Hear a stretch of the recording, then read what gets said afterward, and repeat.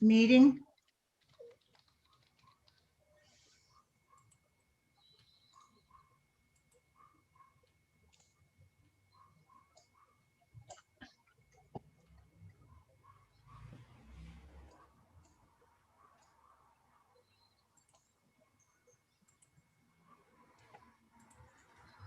Mayor Du Bois, we're now live. Okay, thank you. Welcome to the special council meeting of March 29th.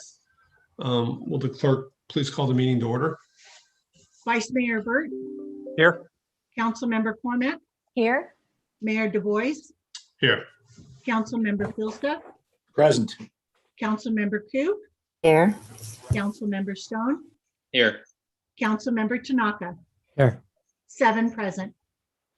Great. Our first item tonight is the closed session conference with labor negotiators.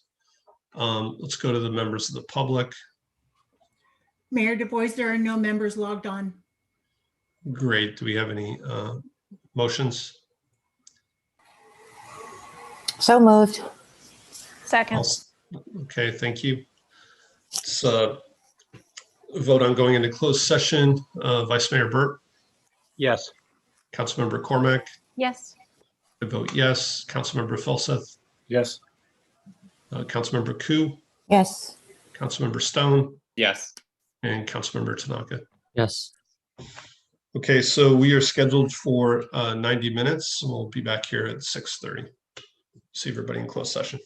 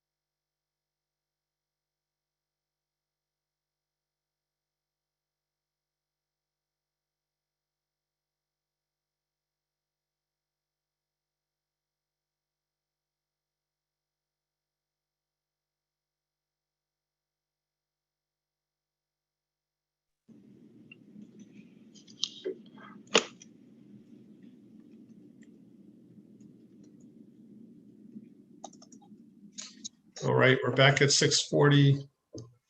I see 5 of us. I suggest we resume the meeting. So we're coming back from closed session with no reportable action. We're going to move on to item number 2, which is consent. This is actually our 7th council meeting of the month, including a special meeting on rail and interviews. So we actually didn't have oral communications on the agenda, but I'm going to go to the public for consent and also say you can also speak to items not on the agenda. So is there any members of the public that would like to speak on either consent? City Clerk, why don't we go ahead with 2 minutes? Sure, Mayor Du Bois. We will start with Guldra Vakil, Aram James, and then Rebecca Eisenberg. Goldruth, go ahead. You've got 2 minutes.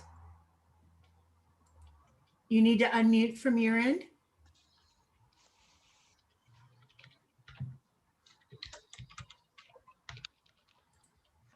This is Gulrukh Vakil. Can you hear me? Yes, you have 2 minutes to speak on the consent. Thank of you, something thank that's you. Not on the Good agenda. evening, Mayor, Vice Mayor, members of the council. Thank you for this opportunity. I am Gulrukh Vakil and I own a small store on University Avenue. I'm the oldest retail store in Palo Alto. I opened first in 1974 on Ramona Street. I am surviving the pandemic only because my landlord has reduced the rent substantially, and I want to applaud Barry Real Estate for that. My problem with the city is that I feel that the city is not doing enough to help small business. I see the restaurants having a big boon by having outdoor seating, which is wonderful. I don't resent that. But for the small retailer, there's nothing being done. My main complaint is the utility bill. I have accrued $3,000 in the utility bill. If I go out of business because of the pandemic, it will be because of the utility bill. I feel that at this time, when everyone is giving so many concessions and helping businesses stay afloat, that a city as rich as Palo Alto really should not be charging utilities. When I was closed for 4 months at a stretch last March, April, May, June, my utility bill continued the same. They said that there was a base payment that I had to make, whether I was open or closed. I wasn't even there and I had to, and so I hope that this council does something for the small business, which is eliminate the Palo Alto utilities during the period of the pandemic so we can regain ourselves and continue to do business over here. Thank you very much for your time. Thank you, Goldruth.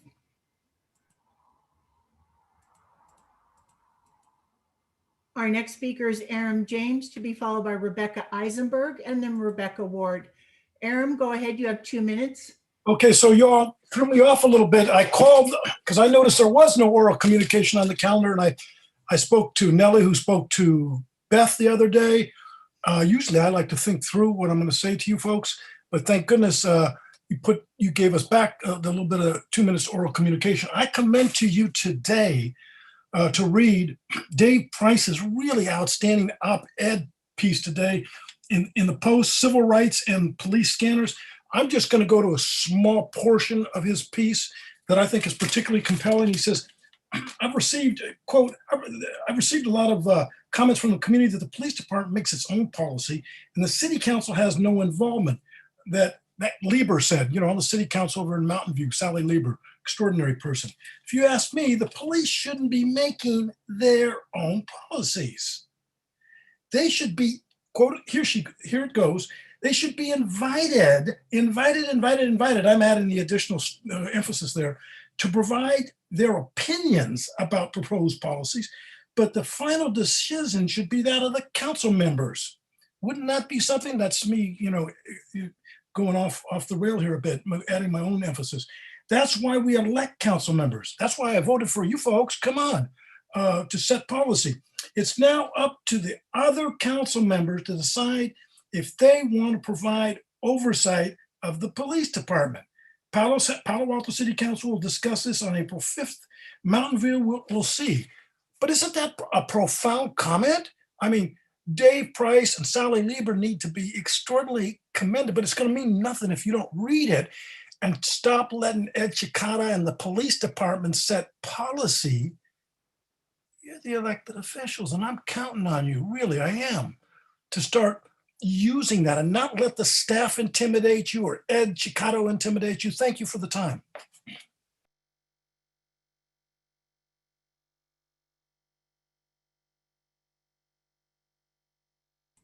Our next speaker is Rebecca Eisenberg, to be followed by Rebecca Ward and Mike Scholl. Rebecca Eisenberg, go ahead. You have 2 minutes. Hi, so 2 minutes is not enough here. I actually had prepared 3 minutes to speak about the consent calendar, which is it's terrible. Anyway, I recognize that you have had a lot of meetings, but I'm at every one of your meetings and I don't get that very expensive, valuable healthcare that you get. I volunteered for your job, and if I had it in your situation, I would give the community a lot more time. To the first caller, I think you should be aware that a court of law ruled against Palo Alto, affirming your exact points. The city of Palo Alto has officially, as judicially determined, been overcharging utilities ratepayers, and the city of Palo Alto owes our community $12 million minimum, but the city of Palo Alto, this city council has actually spent hundreds of thousands of dollars on legal fees to avoid paying the community the amounts that we are owed. I don't think that's right. Do you? Now, as to the recruiter, it's kind of ironic that that the contract offered by the recruiter said, Albert Einstein said, the definition of insanity is doing the same thing over and over again and expecting different results. This is the same recruiter that actually you all have used twice before for clerks that, and in this case, that clerks haven't lasted more than 4 years, even though they boast of clerks, of placing individuals that last a long time. I think this is just a bad idea. You should be hiring from inside, which is great for morale.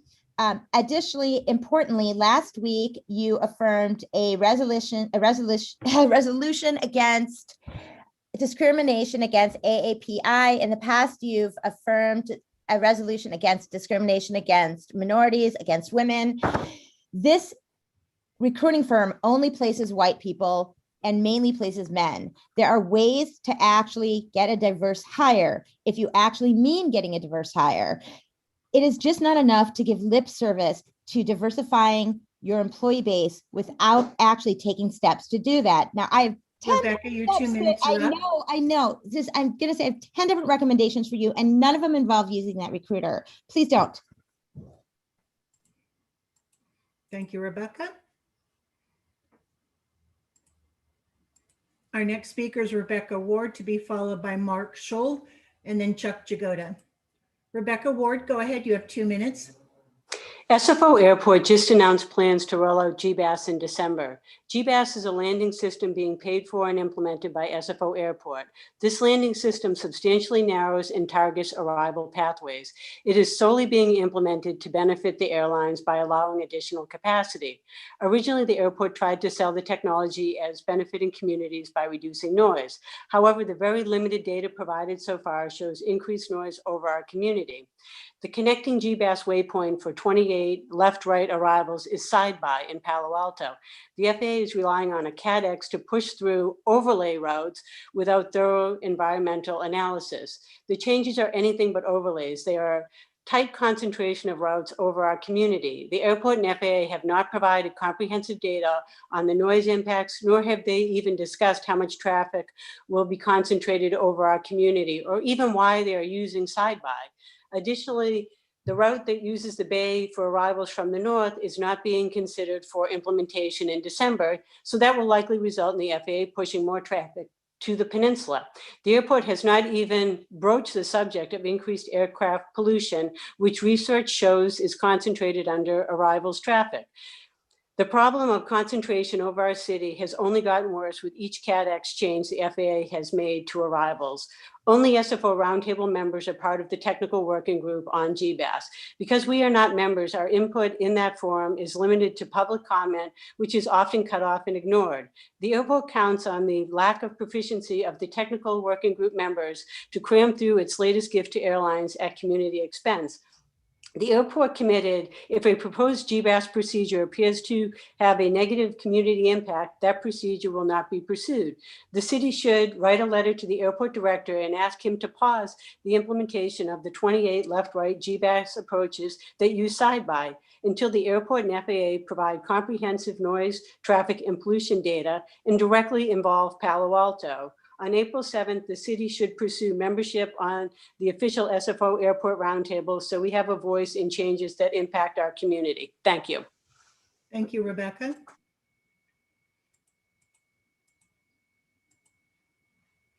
Our next speaker is Mark Scholl, to be followed by Chuck Jagoda, and our final speaker, Mark Spencer. Mark, go ahead. You have 2 minutes.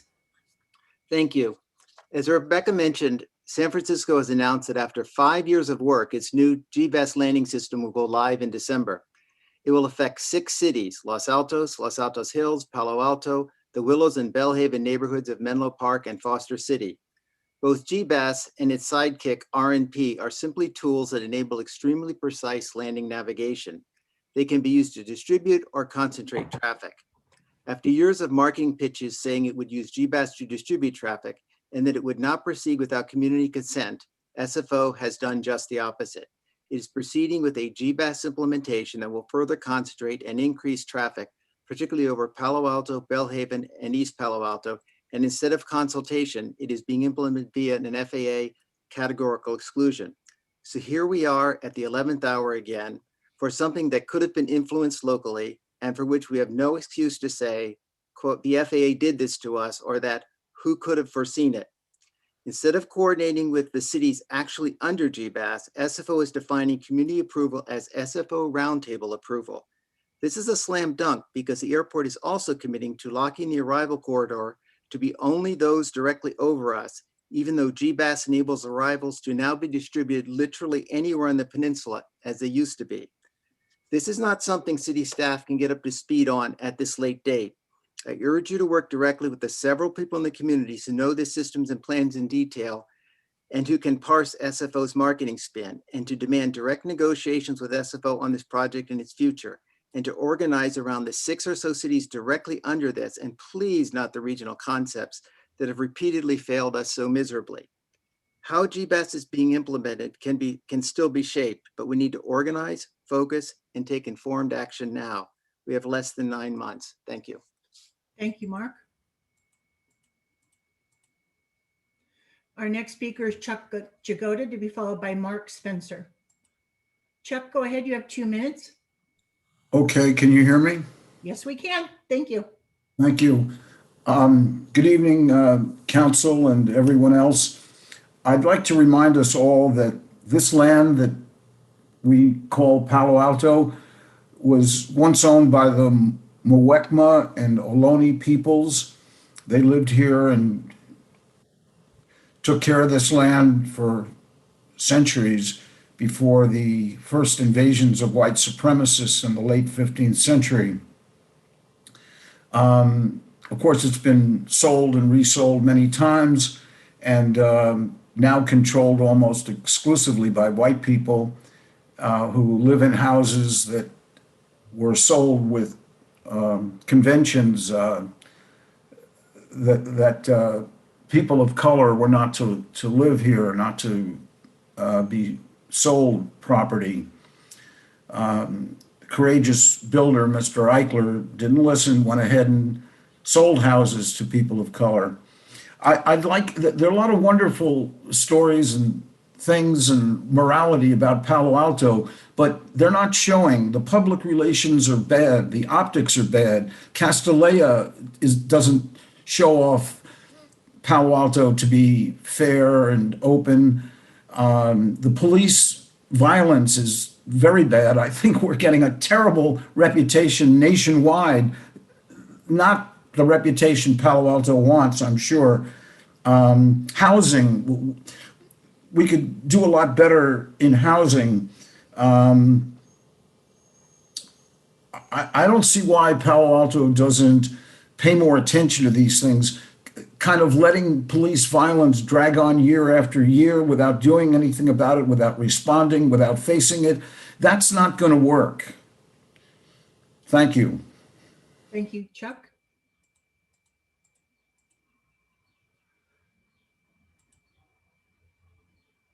Mark Spencer, go ahead.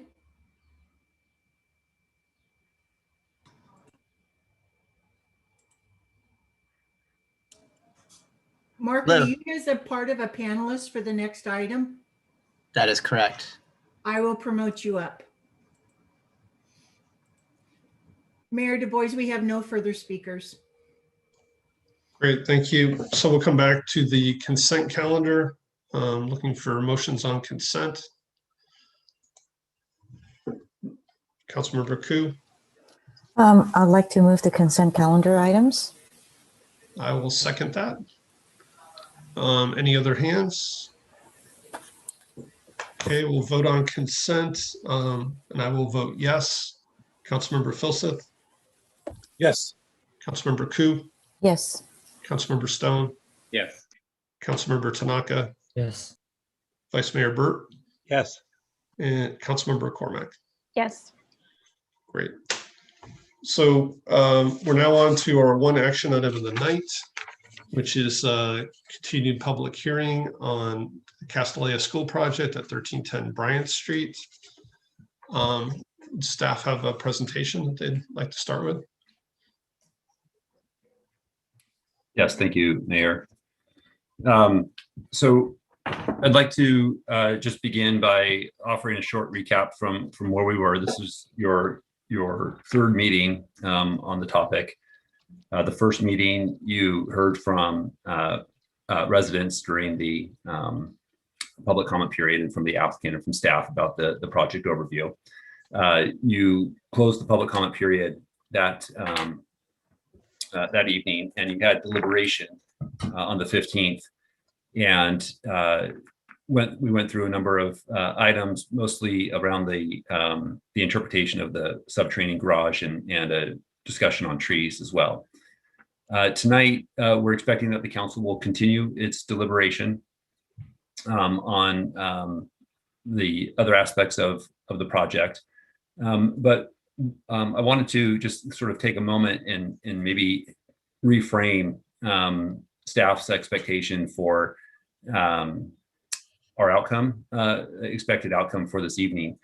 And as we've noted in a memo that was transmitted to the city council, I think it was on your first meeting, we do expect that the project would be remanded back to the Architectural Review Board and at the council's discretion to the Planning and Transportation Commission, if appropriate. So in that regard, that may alleviate some of the need for problem solving to a level of detail that we don't need to solve this evening. But what we're interested in is some broad direction or general direction on some key issues. And one of those is the subterranean parking facility. The council was debating that, and you'd asked us to come back this evening with some possible language in a text amendment, which I'll cover in a moment. But generally, if the council's able to give us some guidance on the garage, whether it's appropriate to include or not, whether it counts as floor area or not, whether a text amendment is going to be required or not, that would be helpful to staff and to the applicant team to understand how to navigate this project through the ARB and the PTC back to the city council. And it also would provide of course, some information to the public as well. There are other areas that we discussed with the trees. Again, if the council wants us to preserve as many of the protected trees as feasible, that would be direction that we could receive. Enrollment is not something that you've discussed yet, but I imagine you'll get to this evening. Again, just some broad direction on where you would like to see that either phased in or limited, when that would start. And then staff could work through with the boards and the commissions some of the details of those items. So one of the things that the city council had asked us to do was come back with some language about the underground parking facility and whether it should count as floor area or not. You actually gave us three pieces of direction. One is propose some draft language where it does count, where the below grade parking facility does count as gross floor area, where it doesn't count as gross floor area, and then some kind of a partial where it counts partially. And so this slide here that I'm presenting now is a first take on that. And I wouldn't want the council to get so focused in on, every specific word. What we're trying to do is communicate a concept. And if the council gave us direction on one of these three approaches, we would continue to massage the language to make sure that it's, reflects the council's intent. The first item, and so all of these are, these three options are changes to the definition section, or would be changes to the definition section of the zoning code. And that code reference is provided in the first bolded line there. And specifically in the definition dealing with gross floor area. The first one, letter C, is what is included in gross floor area. And you can see the strikeout underlined text in Romanet number 3 for how we would propose that the underground parking facility would count as gross floor area. The second item, letter D, in the code is what's specifically excluded from gross floor area. And here we would add Romanet, looks like 8, and that would specifically exempt below grade parking facilities on sites of 6 acres or greater that also contain a historic resource. We had some discussion last meeting about how narrowly could the city craft some language. And so this language here, I believe, captures a single property, but there may be one other one, but I don't think there's a historic resource on it now. So we could, again, look at further refining that. The last underlined section takes the one above in D and adds a added restriction that says no more than 50% of the required parking spaces for the use shall be excluded from the floor area. And so the idea there is that you get a break for some floor area below grade, but not if you exceed 50% of the required parking for the use. And that was staff's response to the third component of the request to come back and for a partial floor area calculation. So we can talk about this in more detail if you have questions about this, but this is staff's response to that council direction. On the 15th, we also had a conversation of gross floor area, and I won't spend a lot of time on this, but I do want you to know that staff has gone back and looked at the building permit records that we have on file, and the existing gross floor area, this is the area above grade, that does count, is shown on the left, and we have what the applicant proposes on the right. And as we noted in the At Places memo, the applicant did design the project in excess of the existing gross floor area. And they've acknowledged that that's not their intent, and they fully expect to reduce 4,370 square feet of gross floor area from their proposed building. We understand that's going to take place on the second floor, or that's where they would propose that would take place. So when you subtract out that floor area, the existing and the proposed would match. We've recalculated the floor area ratio. We believe it to be 0.4. All of this is a response to some of the earlier questions, but it's not complete yet because we heard the council, and once we are moving on to the ARB, what we will do is we will ask the applicant for more specific information to really precisely validate these numbers. So there'll be a part 2 on this, but for now, we feel like the numbers are accurate based on the material that's available in city records. This, just for your information, is floor area below grade. This does not count toward gross floor area. You can see in the middle column what's existing, and you can see in the far right column what's proposed. So more floor area is being proposed below grade than currently exists.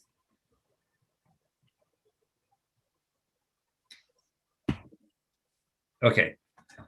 I think there was also the beginning of some conversation about parking, so I wanted to just set, and I apologize that this isn't reading too clearly on my screen, but you can see there's 3 yellow boxes, or actually probably should be 4, because I missed 2 spaces that are at the very bottom there next to Rhodes Hall on Bryant Street. There's a couple of spaces, but in total, what you have here are 82 existing surface parking spaces. This does not account for some tandem parking spaces that are present on the site. I believe there's perhaps 4 additional tandem spaces that are provided. The code would require 88 spaces for the current number of classrooms or teaching stations that are present. Okay, now this next slide, I'll apologize in advance. I'm going to give you some mental gymnastics here. You're going to have to flip this image upside down. And this is the proposed parking layout. So you can see some of the parking spaces, surface parking spaces gets removed. At the bottom of the screen, you see a blue square. That's where the new pool will be. That's a loss of a certain number of parking spaces. And the remaining surface parking spaces are 13 adjacent to Emerson and adjacent to Bryant. The 78 spaces that you see is a reference to the below grade parking structure, which is the diagram to the left of the colorful image. And so what they're proposing is 104 parking spaces, which is consistent with what the code requires for 104 for the school with this number of parking stations that's proposed. And I'll just acknowledge, I know that there was some confusion in some of the emails that the council received. There's references in the traffic study to 74 parking spaces, I believe. So we acknowledge that that's not correct. Apologize for that. I believe that there was an old set of plans that the firm was looking at, but in any event, it's a difference of 8 parking spaces. But I do recognize that is an area of, was an area of confusion. Okay, so this is a little bit more detail. This tells you how, this is a breakdown of the different parking lot, the different parking spaces in each lot and what the disposition is. So it's basically a chart of the 2 previous slides that I showed you. What's added here is just some other information in the middle about the number of students. You already know that there's 415 that's authorized by the existing conditional use permit. They currently have 426. They're proposing 540 that would be phased over time. And based on information that the applicants provided to us at the outset of the project, we understand that there's 109 faculty, and they propose to increase that faculty count, or teachers and staff, to 119. We understand, and we saw some email correspondence about the number of employees on Castellea's directory, and that number was closer to 140. I would ask the council, if you have a question about that maybe you direct that to the applicant. It's my understanding that not all of those other individuals report to the school daily, or are not full-time workers. And so their direct, maybe more than the actual need or attendance at the school Monday through Friday. The last note, because we heard some conversation about the garage, and maybe we might want to reduce the size of the garage because of the concerns about trees. So our code requires that a use provide the number of parking spaces that are required on site. And so there is a provision in the code that would allow for up to a 20% reduction in parking based on the applicant's TDM plan, Transportation Demand Management Plan. That's as low as a reduction as we could authorize for this use without a variance or some other application. I know there's been some conversation about, and it's referenced here sort of in the middle of the top part of the chart, the street parking out surrounding Castellea.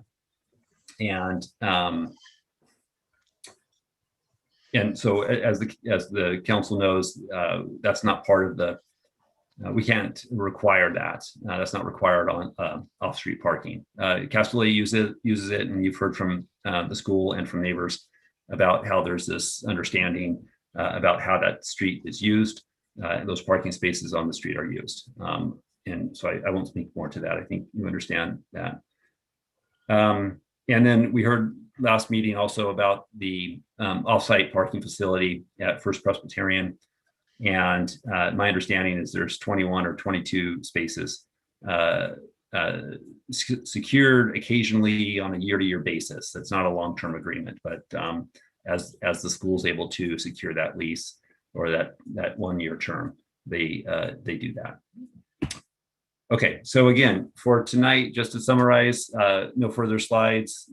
Just want to, we got all of our staff and consultants here to answer questions that the council has.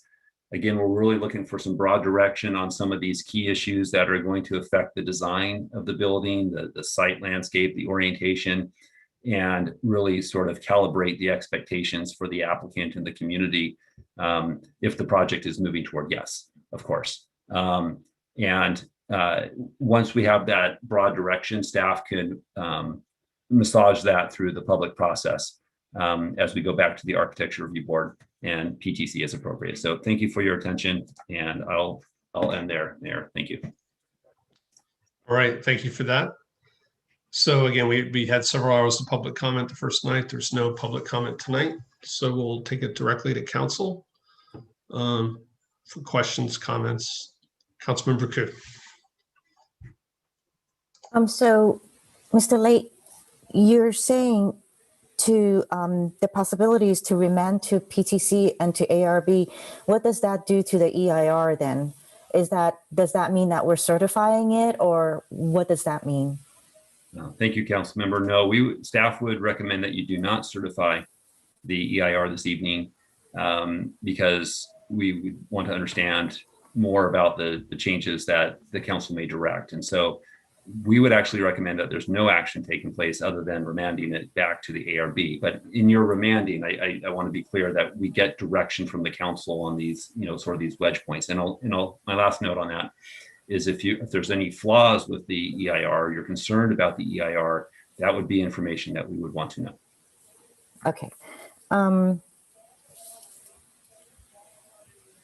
Okay. Thank you for that. Thank you.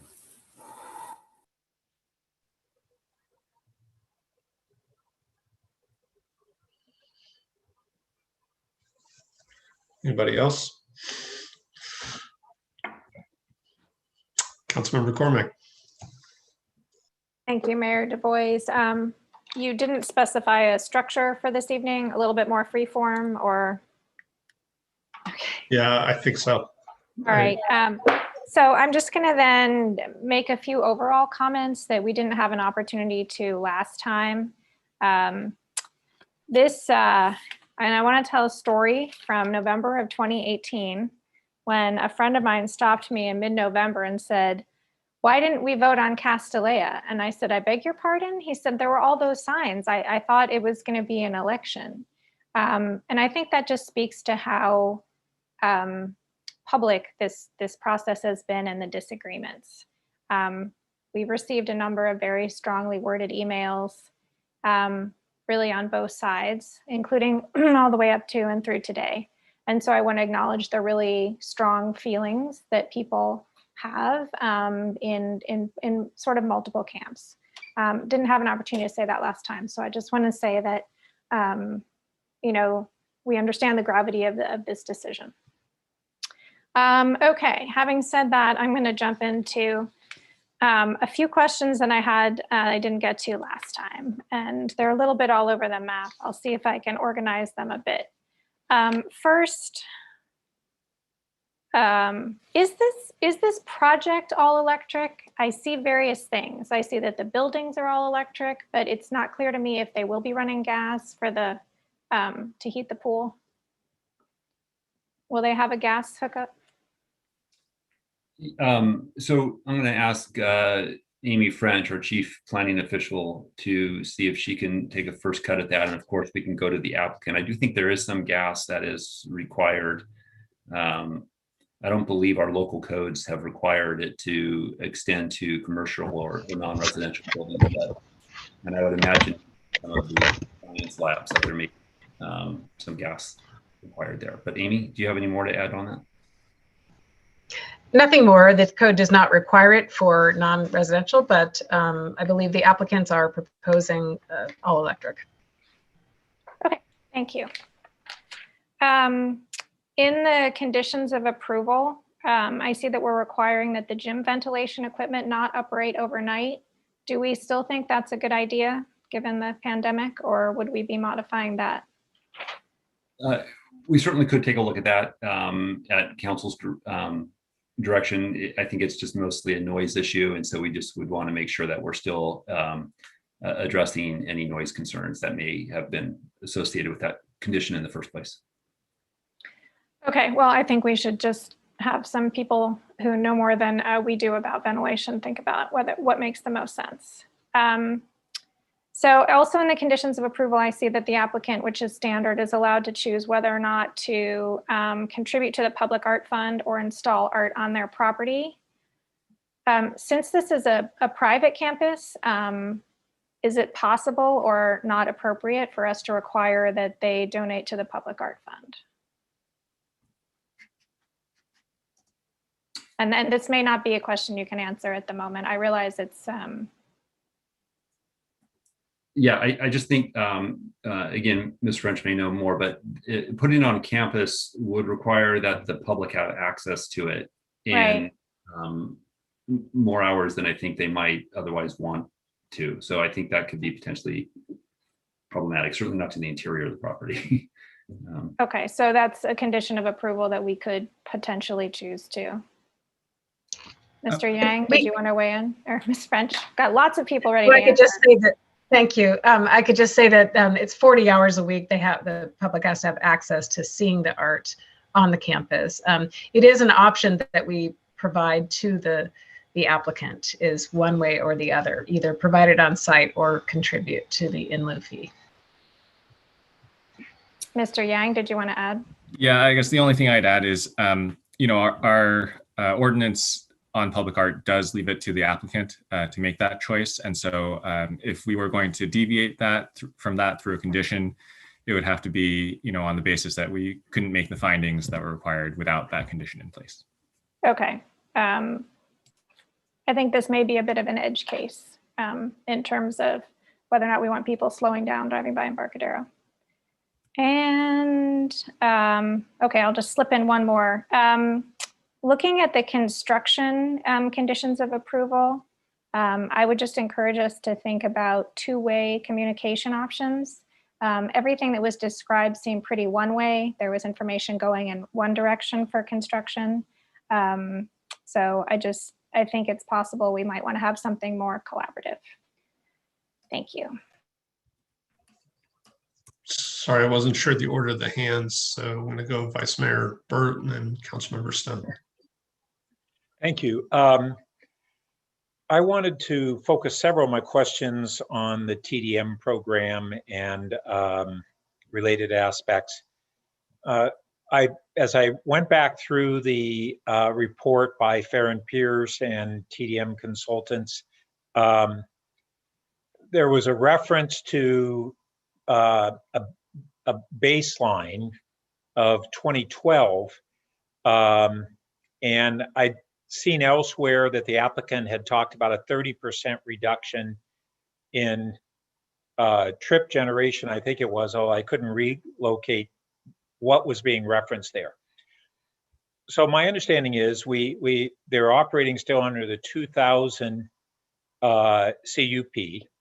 In that CUP, there were certain requirements of a TDM program and also on events restrictions. That staff has said that some of that had some ambiguity to it, but basically, what were the requirements in 2000? That would be for 415 students, the TDM requirements, and do we have any knowledge that the baseline is based upon fulfillment of the requirements of the existing CUP, or is the baseline based on where they were in 2012 with over enrollment and not necessarily having implemented the TDM that was expected under the 2000 CUP?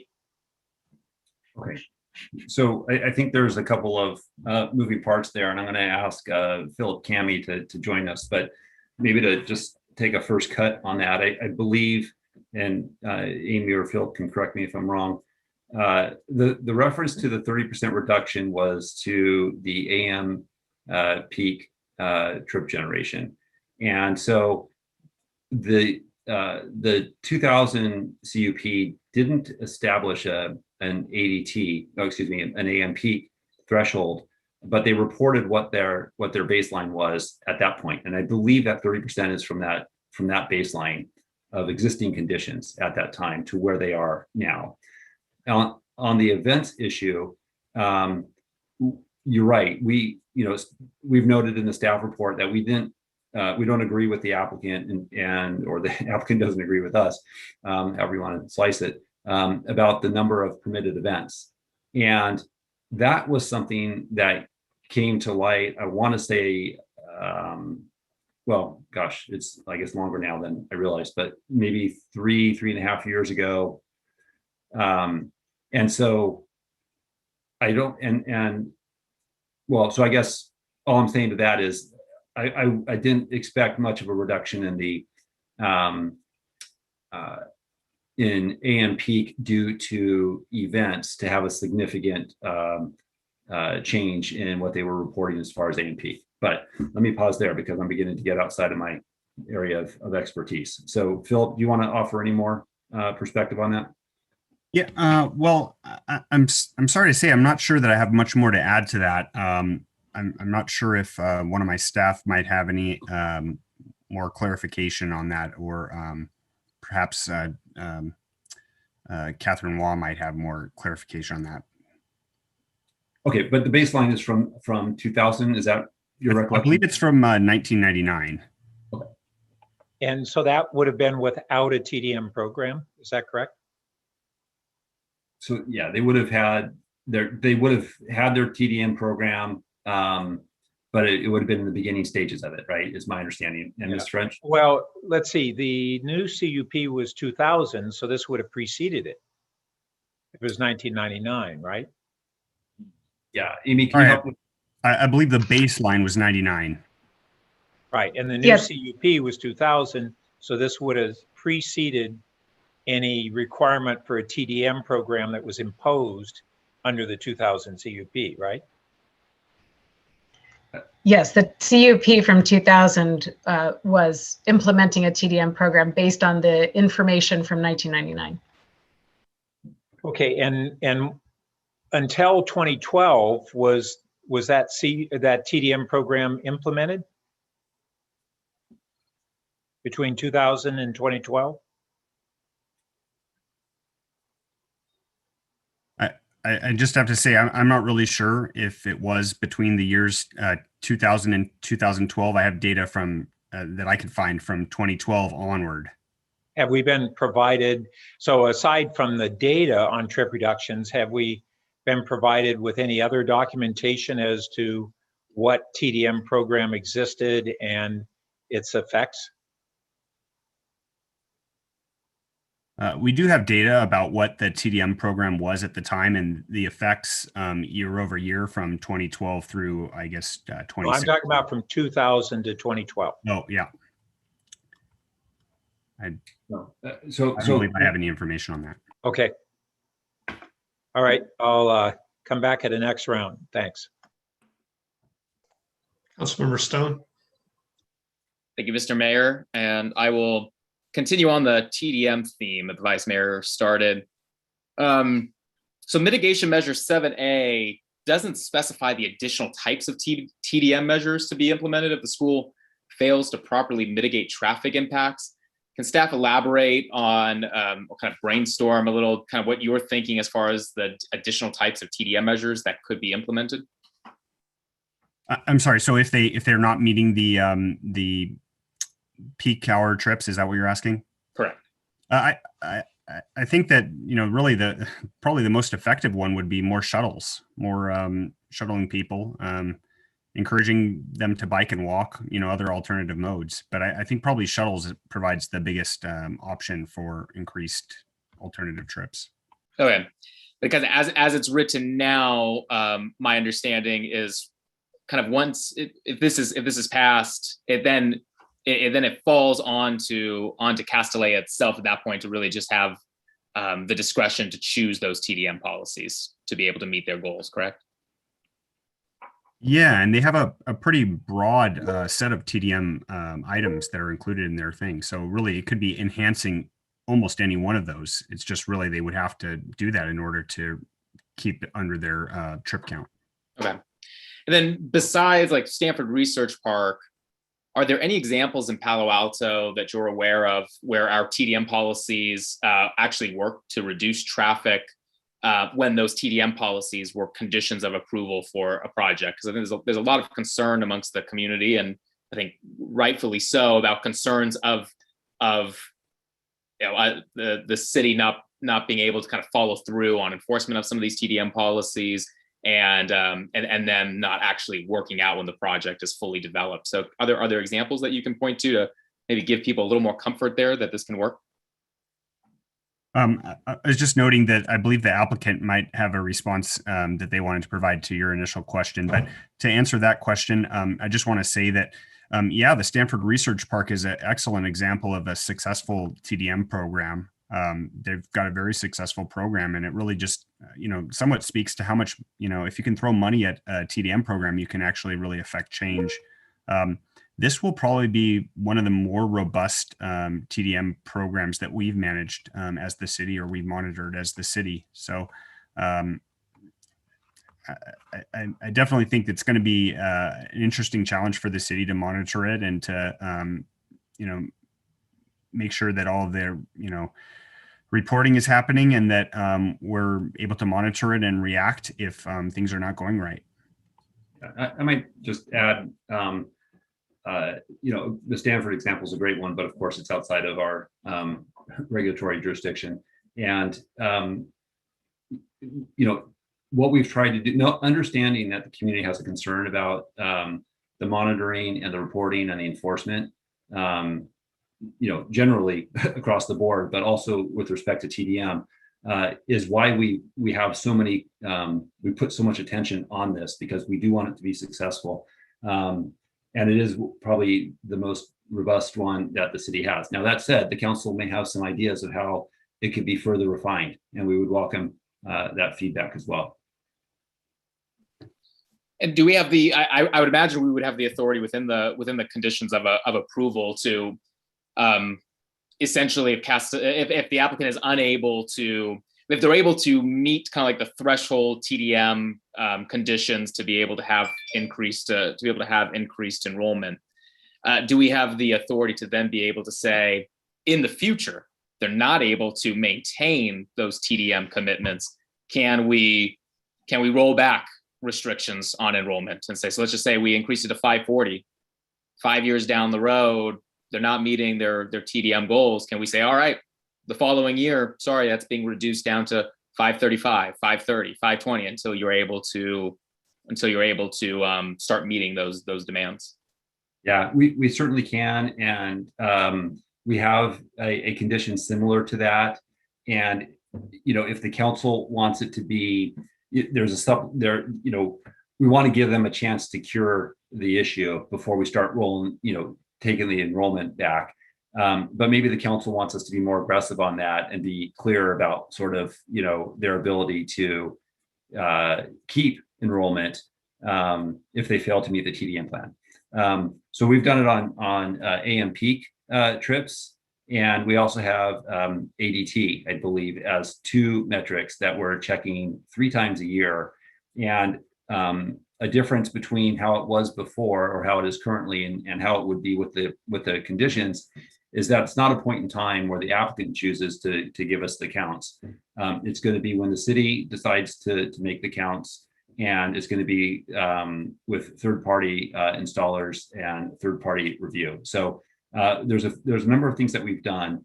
I would want us to also just be cautious about what that number is if they fail to meet it from 1 year to the next, or when they trip that threshold to no longer be eligible to keep that enrollment of whatever it is. That it's not a drastic. I mean, it's got to be a meaningful adjustment to correct the problem, but the applicant may have some perspective also about too drastic a cut to sort of the institution. And in fact, you council member may have some perspective on that as well, in terms of how that affects the culture of a teaching institution if you made that drastic of a cut with the incoming class. That's all. Great, thank you. Yeah, no, I agree. Our response needs to be measured, but still strict enough to show that we mean business in enforcing these rules. And I think the community is going to need to have that assurance before we move forward. So I see I'm out of time. I'll follow back on some of these TDM questions next time. Thank you. Thank you. So I'll jump in. I'd like to just make sure I understand the parking need. So I think what you said, John, is Castellet currently has 84 off-street parking spots. Then they have 22 off-site, and then there's 60 on the street, which has been kind of a handshake agreement that the school uses the spots on their side. There was a June 2020 traffic report that said with the garage they were going to get to 144 spots. Was that one just incorrect? I believe with tandem parking, they could have achieved. Oh, there was an original garage design, and again, I'll look to Ms. French to correct me here. There was an original design that did require the removal of the 2 homes, and on Emerson, and that project design was scaled back. Okay, I just wanted to make sure. So they have these 84 on site. We're saying they need to go to 104. So that's an additional 20 spots, right? But then you were saying that if we did give a reduction for TDM, they could go down to 83 spots. Yeah, I believe, yes. But then, can I correct and say it's 82 spots, not 84? Thank you. Is that with the tandems or not? 82 spots on site without tandems. Yeah, is there a reason we don't count the tandems? So it's 82 or 86, I guess. I thought it was 80 or 84. Thank you. 82 without the tandems, 86 with the tandems. Okay. Okay, so if we say there's 86, but with the TDM, they would go down to 83. But with the new plans, there's only 26 surface parking spots, right? I just want to make sure I get these numbers right. Correct. 26. So we would need 57 more spots somehow to hit the 83. One of the EIR alternatives was another surface lot, I think where the 2 homes are on Emerson, with a plan to screen those with trees. How did the parking work in that alternative? Were we getting those 57 spots back in that one parking lot? Sorry if the math, I can go over the math again, but no, that's fine. I'm gonna ask Amy to chime in here because she knows more about the version history than I'm remembering. But I believe the 2 homes were being removed to support the subterranean garage. Amy, was there proposed surface parking at that location as well? It wasn't proposed. I think there was an EIR alternative that considered a That's no correct. garage. Right. That's But correct. So the yeah, go ahead, Amy. The alternative that had all surface parking in lieu of garage did include removal of those two houses. Those were the two houses that Castellea owns, under which the garage was originally proposed, with 40 additional spaces beyond the required minimum. So with a no garage, they were removing the homes to put the parking lot on those two home sites. And did the EIR go into a sufficient level of detail to say where those Yes. spots would be? Like, again, I think they would need to get like 57 spots on there, which seems like a lot. But yes, I think Catherine Waugh is with us. She is our environmental consultant and had gone through that exercise to have that designed, so to speak, to calculate how many spots could go in that location. maybe there were more spots because we didn't need the entrances to the garage anymore. Was that also correct? Yeah, the ramp area takes up some space. okay? Yeah. So again, it just strikes me that again we're basically talking about a potential with a strict TDM potential reduction in surface parking from where they are today. I mean, obviously, it's not the way they had the plans with the garage, but it seems like there is a feasible option without the garage. Okay, I'm going to stop there. Again, I just really wanted to understand those numbers and the parking need. Any of my colleagues want to jump in? Councilmember Koo? So the Places memo that you just presented, was that sent to us today, or it was just shown just now? No, I was referencing the App Places memo for your first meeting. Oh, I see. Okay, thank you. One App Places memo. Okay. Sorry for that confusion.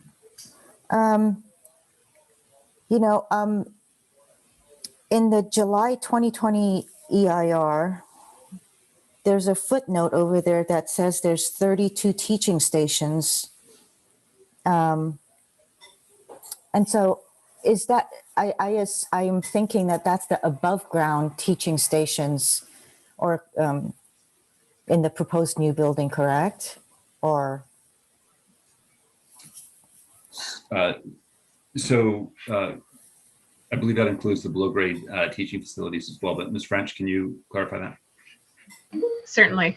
So the teaching stations is not defined in our zoning code. Staff considered it to mean full-time regular classrooms within the building. So the basement included. So outdoor areas are not teaching stations because they're not used year round as full classroom spaces. They're kind of like flex spaces, kind of like a restaurant. You eat outside when it's nice, you go back inside when it's cold again. This is again an interpretation of the code then. Well, there is no definition. So when there is no definition, we have to use our professional judgment.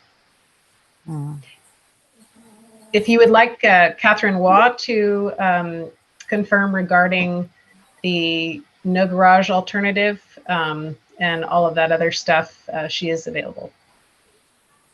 And if you want her to weigh in on, Amy, I think, yeah, that was, I think Councilmember Koo's on to some other questions. And so if is it okay, Councilmember Koo, if we just hear for a bit about, I know it was my question, but if she's here, I'd like to hear that option. Yeah, actually, I wanted to hear it too, but I was waiting for Mr. Lade and Ms. French to finish. Good evening. Hi, I'm Catherine Waugh. We've met before. So senior project manager with DUDEC. So the alternative that considered replacing the garage with a surface parking lot, as was discussed or mentioned previously, that would require, at least the way that we looked at it in the EIR, removing the two residential structures from Emerson Street and basically creating that as a surface parking lot. We found that based on the amount of space available and the need for vehicle circulation and that type of stuff, that we could fit about 43 parking spaces within that surface parking lot, and that would provide about 100 feet of drop-off and pickup queuing space to serve as one of the 3 drop-off and pickup locations. So it wouldn't be quite as much parking as is accomplished under the alternative that is presented to the council in terms of the below grade parking garage. And I'm sorry, I didn't quite track all of the numbers that people were throwing around in terms of adding up exactly the number of spaces, but that's all discussed under what referred to as Master Response 5 in the final EIR. Do we pick up a couple more spots in other lots because of the removal of the entrances? Yes.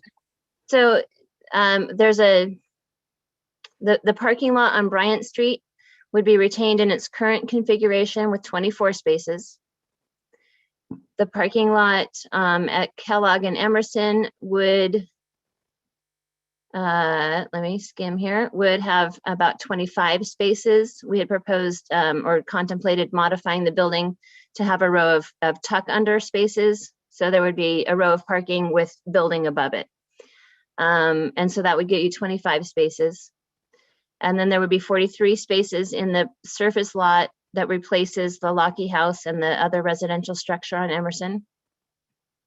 And then drop off and pickup would be similar to how it is proposed currently under this under the dispersed circulation reduced garage alternative, so that families would be assigned to using one of those 3 drop off and pickup locations, with the surface lot on Emerson replacing the below grade parking garage.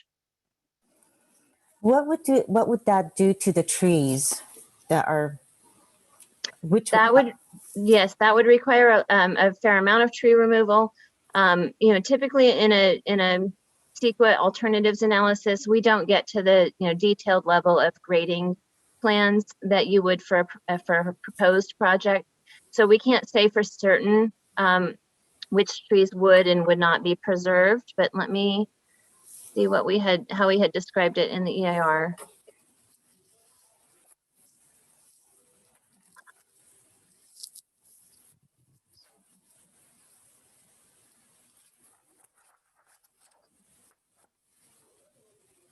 Sorry, I'm not finding it just by skimming quickly through here. Okay, here we go. So we did find that there would be actually an increase in some tree removal within those 2 lots because under the originally proposed plan. So that's another sort of point that you kind of have to follow the bouncing ball. When we started the EIR process, we were looking at Castillea's originally proposed project with the larger garage. And so we were comparing alternatives to that.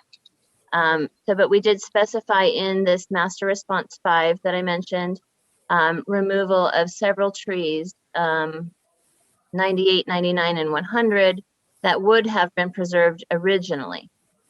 But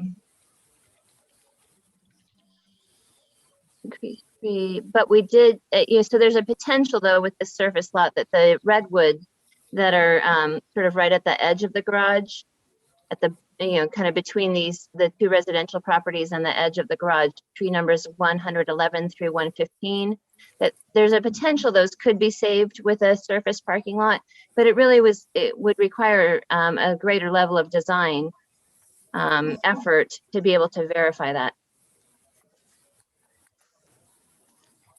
Thank you, Ms. Wah. And I wanted to ask also, why was the mechanical lift system not looked at as a way to maximize parking? And would you mean that in terms of a below grade garage or on a certain? I'm only familiar with it in below grade.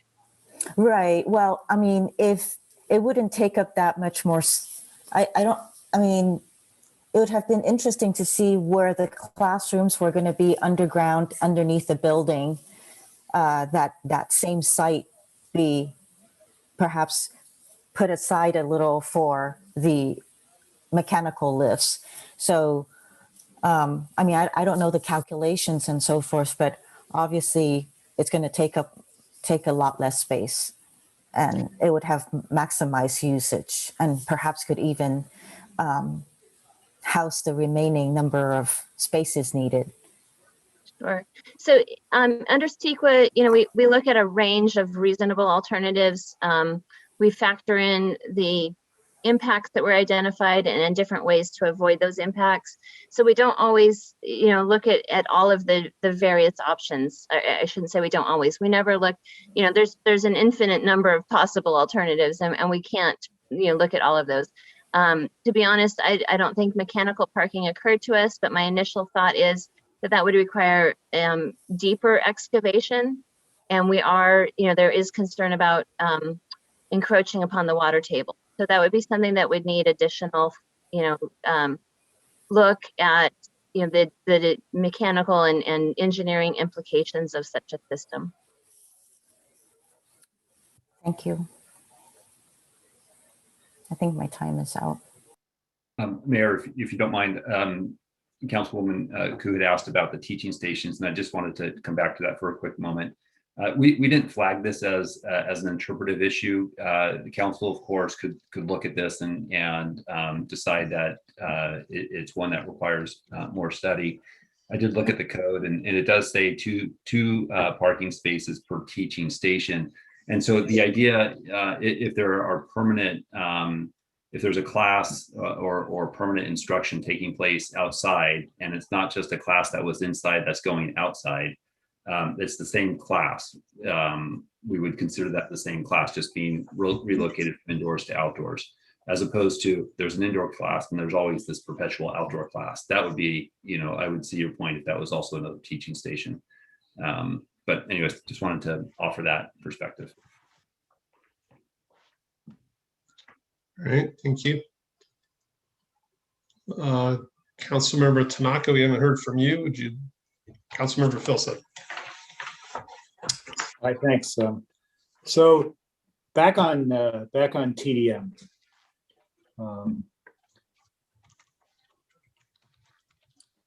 I think the traffic issue is one of the ones at the very heart of this issue. And what that means is, if this were to move forward, there needs to be it needs to be results-based, not effort-based, as many of our TDM programs have kind of been effort-based. Can you walk through a little bit, because there's a bunch of discussion about sort of proposed, the way that's in the proposal, but then there was a bunch of discussion in the PTC about real-time monitoring and other things like that. Can you walk through that just a little bit? How are we going to do that? So it looks like we're going to check it 3 times a year. How's just the 1 minute overview on how all that's going to work? Because it seems to me that the big risk here is that we can't enforce it, right? And so tell me how all that's going to work. Well, I think I see Philip. So Mr. Kami, you want to? Thank you, Director Late. So the way that the counts would work, that the 3 counts per year, is we would have counters installed at the driveway entrances that would count the trips in and out, ingress and egress, and we would do them at randomized times throughout the year so that it's not predictive.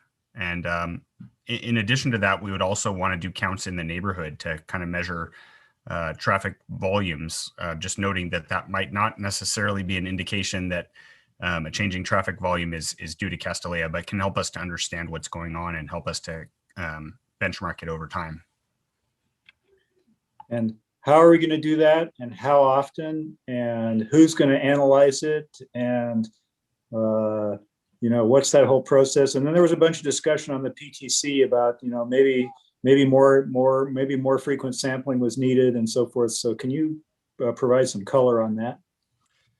Yeah. So, well, staff will be looking at that, and I think what we had been discussing is a way of providing the data in a transparent way so everyone can and do their own analysis, or anyone can do analysis that has access to the data. That's the Palo Alto way. Okay. That's right. That's right. And so that's really the concept behind that. Regarding the neighborhood traffic monitoring, I'm not sure that we have defined intervals, unless any of my staff or anyone else has any ideas there. I think we're open to hearing any suggestions on that, but I think seeing if my staff has a response here. But I don't know that we have set intervals for that. We potentially want to do them at the same times we're doing the driveway counts. And I'm sorry, Phil, intervals for the reporting of it? Because we do have as part of the 3 times a year, there's going to be an analysis of all the data. Yep. So that we would do, and again, post it online and share the results. And there's real-time data that would be available to us, but I don't know that would be. We'd probably publish it in batches, and just operationally, I'm just trying to. Some of this real-time data, there's events that are going on, and there could be something that is, skews the data. So I'd want us to make sure. I mean, there's analysis that takes place when you get the raw data, and I mean, Philip can speak more to this than I can. But if you just look at the raw data, that's not going to give you the answer of the AM peak, I guess, without understanding what special events were taking place that day, which are excluded from those AM peak numbers.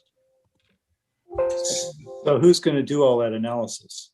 Right. So the way it's set up is that staff's doing the analysis, but we also have a firm that we would contract with to assist us with that the applicant would pay for. Okay. And I'm sorry, I guess condition 23 has information about the timing. Yeah.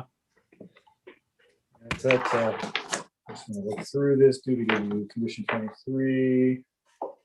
Let's see, I'm looking at mitigation measure 7A. Is that the same? It's different, I believe. Condition 23, I think, sets forth the schedule, but I'm looking at it now too.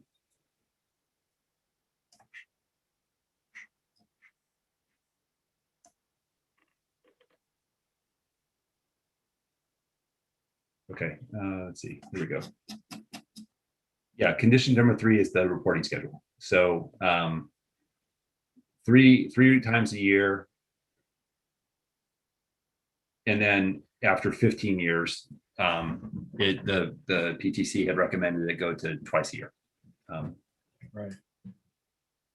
And if I can also, sorry, Director Late, if I can also call your attention to, I believe this is condition 22, item G, which also speaks to the installation of the vehicle counter devices.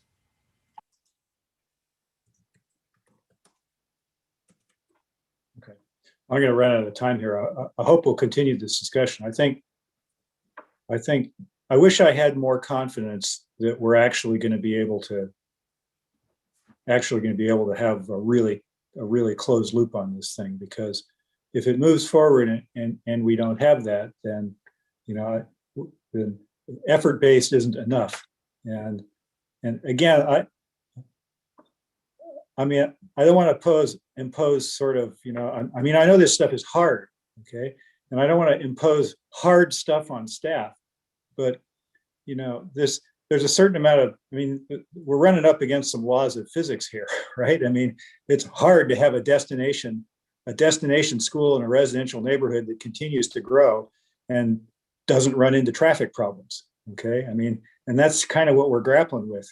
And whether we have the bandwidth to deal with it or not, that principle is still going to be the barrier, right? And so I wish I had more confidence that we're going to be able to make this work. Okay. So, but let me take a minute and go reread conditions 22 and 23 on this as well. Thanks. Okay. Councilmember Tanaka. Yeah, so actually, I would like to continue the conversation on the counts, because I do think at the end, that's kind of what it boils down to, is what is the impact on the neighborhood. So it seems like these are kind of quasi-permanent counter installations. Right? These aren't the hoses they put on the road. It's something that's going to be counting continuously year-round, 24/7. So why not just have? I mean, why not? Since these are going to be kind of quasi-permanent counters, why not, count continuously and then set metrics of, well, this is the max or the average that it could be over a certain period of time, and do something like that, where it's and it basically it's really up to Castellea to hit those metrics, right? Where there's no new impact, right? Now, of course, you can't do like a 5-minute thing. It has to be something over a reasonable period of time. But let Castellan manage to that. What is staff's thoughts around that? Because that way we focus on the results, right? So if the traffic to your neighborhood is the same as it is now because they're doing aggressive TDM, because they're doing carpooling, because they get all the kids to bike, or whatever they happen to do, whatever works, why not focus on that and make that the metric? And why not do it continuously, right? Why not have it like at least during times of commute hours for the school? Philip, please. Yeah, sorry, just to clarify, that is exactly what we have proposed in this. It's continuous monitoring. It's being reported 3 times per year.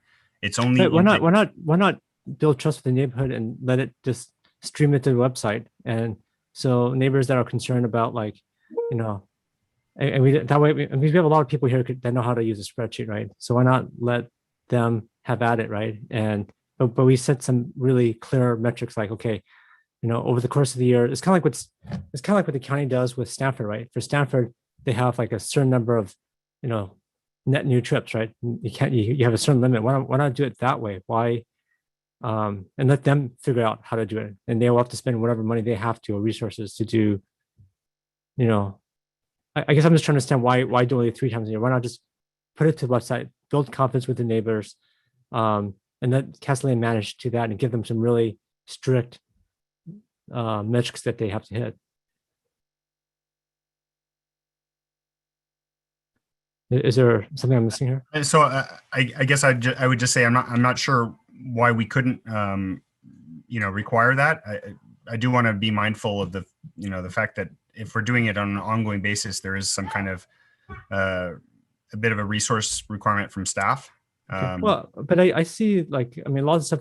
It's just a continuous data feed. It should be like a continuous data feed where there's no reports to compile. It could just be, every hour, here are the counts, right? And, it's just a big, gigantic CSV file dumped on the web. And, neighbors that are concerned that, hey, they're being adversely impacted, they could go have at it and say, well, this is a standard deviation and the max and the min and the average and the mean and the mode and all the other stats that they want to do, right? And then we could have, probably something like for the year or for the quarter, or I don't know. I haven't figured out what the right metric is, but just have something where they manage towards the result.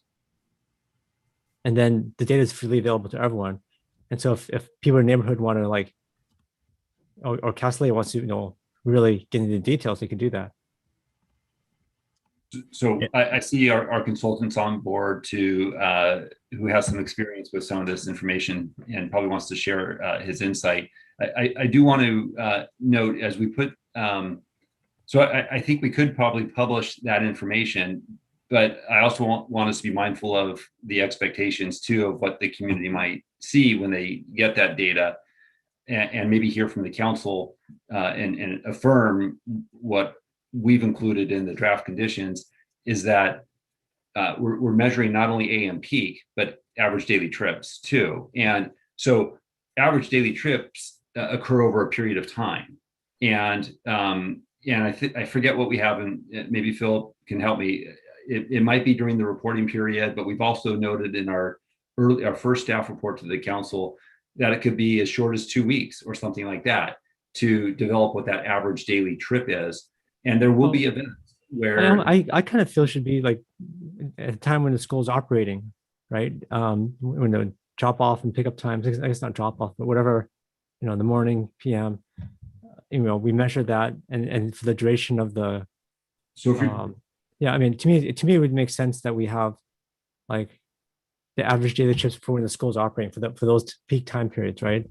And because we would have the counters are there all the time. And to me, it seems like it would be good to be transparent with the neighbors so they could see if there's, they could come here and complain that, hey, something's off kilter Yeah. versus. I don't disagree with you. It's just that that's not average daily trips. That's daily trips. And Okay, well, daily trips. Okay. but But I guess I think, and as it counts to the school and is it just to the school itself or is it also drive by like Embarcadero, Bryant? the counters are just on the property, on private property. They're not permanent in the street. They would just be the driveway entrances into the subterranean garage if approved. Yeah, I wonder if it makes sense to have more permanent counters just so that surrounding neighborhoods, so that if neighbors say, well, gee, people are dropping kids off, 1 block away, and they're walking in, whether because there's a lot of concern about this, but if we really are transparent about it, we have counters continuously, then there's less to be concerned about. People will know that there really is no impact. So I think I'm out of time, but thank you. Yeah, just to speak to that last point really quickly, that was the counts that we designed to have in the neighborhoods, that we would do that counting once. Well, I'm thinking about doing it continuously, right, all the time, so that people, there's no, something like a 1 block radius or something like that, right? So that really, nothing about like, well, gee, someone dropped my kid off, dropped the kids off, a block away, and they're cheating the counts or whatever. There's none of that, right? Okay.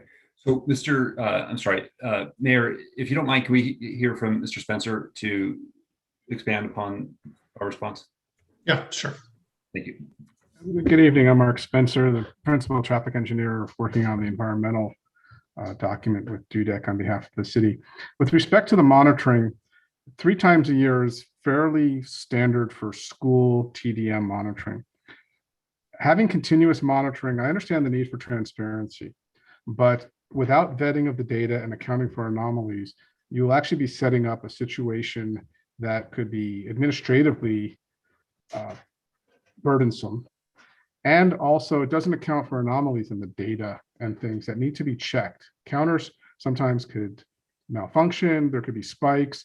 If you're trying to monitor daily, every day out on a residential street, my experience with this in other communities is you have people who can game the system.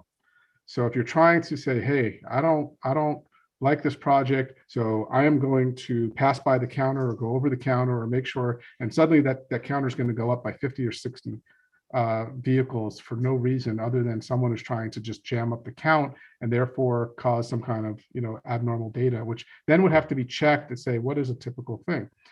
The reason you don't announce the count dates to the school or to the community is you can get a true, honest, random sample that is statistically valid during different times of the year, and you can test at that point whether or not the school or whatever you're monitoring. When you have daily monitoring, when you're talking about a situation like Stanford, Facebook has daily monitoring, and they have trip caps that they can monitor, and there's penalties that go with that, and they're allowed a certain number of exemptions.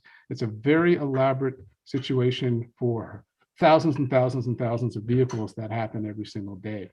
What we've recommended and what we're trying to do is something that is statistically relevant and makes sense and is fair, and is also something that administratively can be monitored and then reported after that data has been vetted. If the data doesn't look, let's say you have a pandemic and the data seems artificially low, or you've got a special event at the school and something is artificially high, you want to know that and be able to put the data in perspective when you report it to the community in an honest way.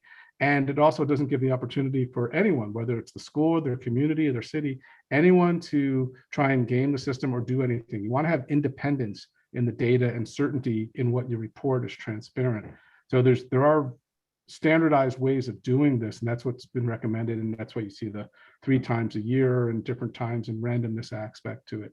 That's fairly appropriate for the kind of monitoring that a school in a residential community, I think, anyway, should be putting forth. Thank you. Vice Mayor Burt. Yeah, following on the TDM issues, first, I think it's important that we recognize there are kind of 3 different impact buckets from trip generation, or conversely from reducing that through TDM. First is the trips to the city, and that affects overall congestion in the city. It affects our greenhouse gases and all of those related issues. The second is trips to the neighborhood, which may either go directly on site or maybe in drop-offs on nearby or whatever. And the third is the impact of those trips to the site, that the proportion of them that generate parking. And so I think we need to bear in mind, at least in those first two, that trips to the city are not the same as trips to the site. The satellite parking is a good thing in terms of reducing the trips to the immediate neighborhood. It doesn't reduce the trips to the city. And so we need to be accounting for trips that aren't going to the site, but still are part of the generation of the project. Even though I think in the net, the satellite parking is probably a good thing in moderation. So one of the dilemmas that a number of others have talked about is how do we really assure that we have some compliance, especially when we have a long history of struggles with compliance and verification, and we don't want to overburden our staff with having to hire people to do that. But we want a certain amount of transparency. And one of the things that I think we should be considering is whether we have a small oversight group of perhaps 2 neighbors from different kind of areas of the surrounding, along with a consultant, Casty, and a staff person, and they review the data annually. And any issues that are brought up, that the neighbors then would have an ability to review the data and raise issues in a way that they haven't. We've had these neighborhood meetings, but they were not any obligation that neighbors' concerns were responded to other than to the degree that Castellet elected to. And I wanted to switch gears here a moment and see if we could pull up the drawing, or the renderings, I should say. Well, maybe we only got it through sort of a video. I don't know how accessible that is, but we kind of glossed over a pretty sizable issue, which is we have a gorgeous historic structure that's going to be retained. And then we have a massive new structure that runs the length of Kellogg and wraps around Emerson as one building, kind of a contiguous wall. And frankly, I'm surprised that we haven't had more of that issue raised in this whole process. Is that rendering available, or maybe I can wait until later and folks can pull it up? Yeah, so I'm sure we can pull up a rendering. We may want to catch you on your next round of questions. Yeah, I think it was in our last meeting, we kind of had a walk around. I don't think it was a video, but it was an ability to do like a Google image rendering. Yeah, I think that was the presentation. Yeah. Okay, and then I did have a couple quick questions when the Castellet representative said that last meeting that virtually all of the students who are outside of Palo Alto along the Peninsula Corridor were taking the train. And when I look back at the data from the TDM report, it showed 7% were taking a shuttle from Caltrain. That's of total students. We have about 70% of the students who are not in Palo Alto. That doesn't mean all are on that corridor or accessible to that corridor, but most. And then we have 14% who bike and 4% who walk. And lastly, there was a figure of the percentage of faculty who walk. And can we compare that to, do we know the percentage of faculty who reside in Palo Alto? That didn't seem to make sense to me, because I thought Castellet had said that almost very few of their staff were able to live in Palo Alto. So I wanted to compare those two numbers. What portion of their staff live in Palo Alto versus what the TDM program said they walked. And I'll just say that what I'm trying to get at is, how do we understand what's the drop off? People parking a few blocks away and walking in versus actual trip reductions. And thank you, Vice Mayor, for that. I do think we're going to need to invite the applicant to help us understand their staff, where they where they are. So I don't know if we have time to do that now. Can we call the mayor? I'm looking to you to see if we can bring the applicant on board. Okay, so great. So then I would ask from the applicant team, a representative to respond to the faculty, presence in Palo Alto and drop off. Hi, this is Kathy Landecker from Castellea. Thank you for having us this evening. I don't have that exact number. I can tell you that last time I looked, I believe that somewhere around maybe 20 to 25% of our employees lived in Palo Alto, but I will tell you it's a declining number because of the rising cost of housing in Palo Alto. So we can get back to you with the exact numbers. I'm really doing that off the top of my head, and I wouldn't want you to hold me to that. I think that's close enough. Okay. Sure.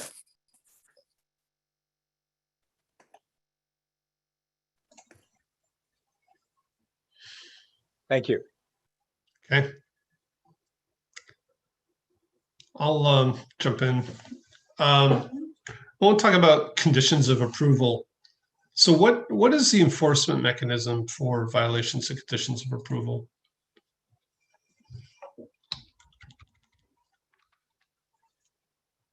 Okay, sorry.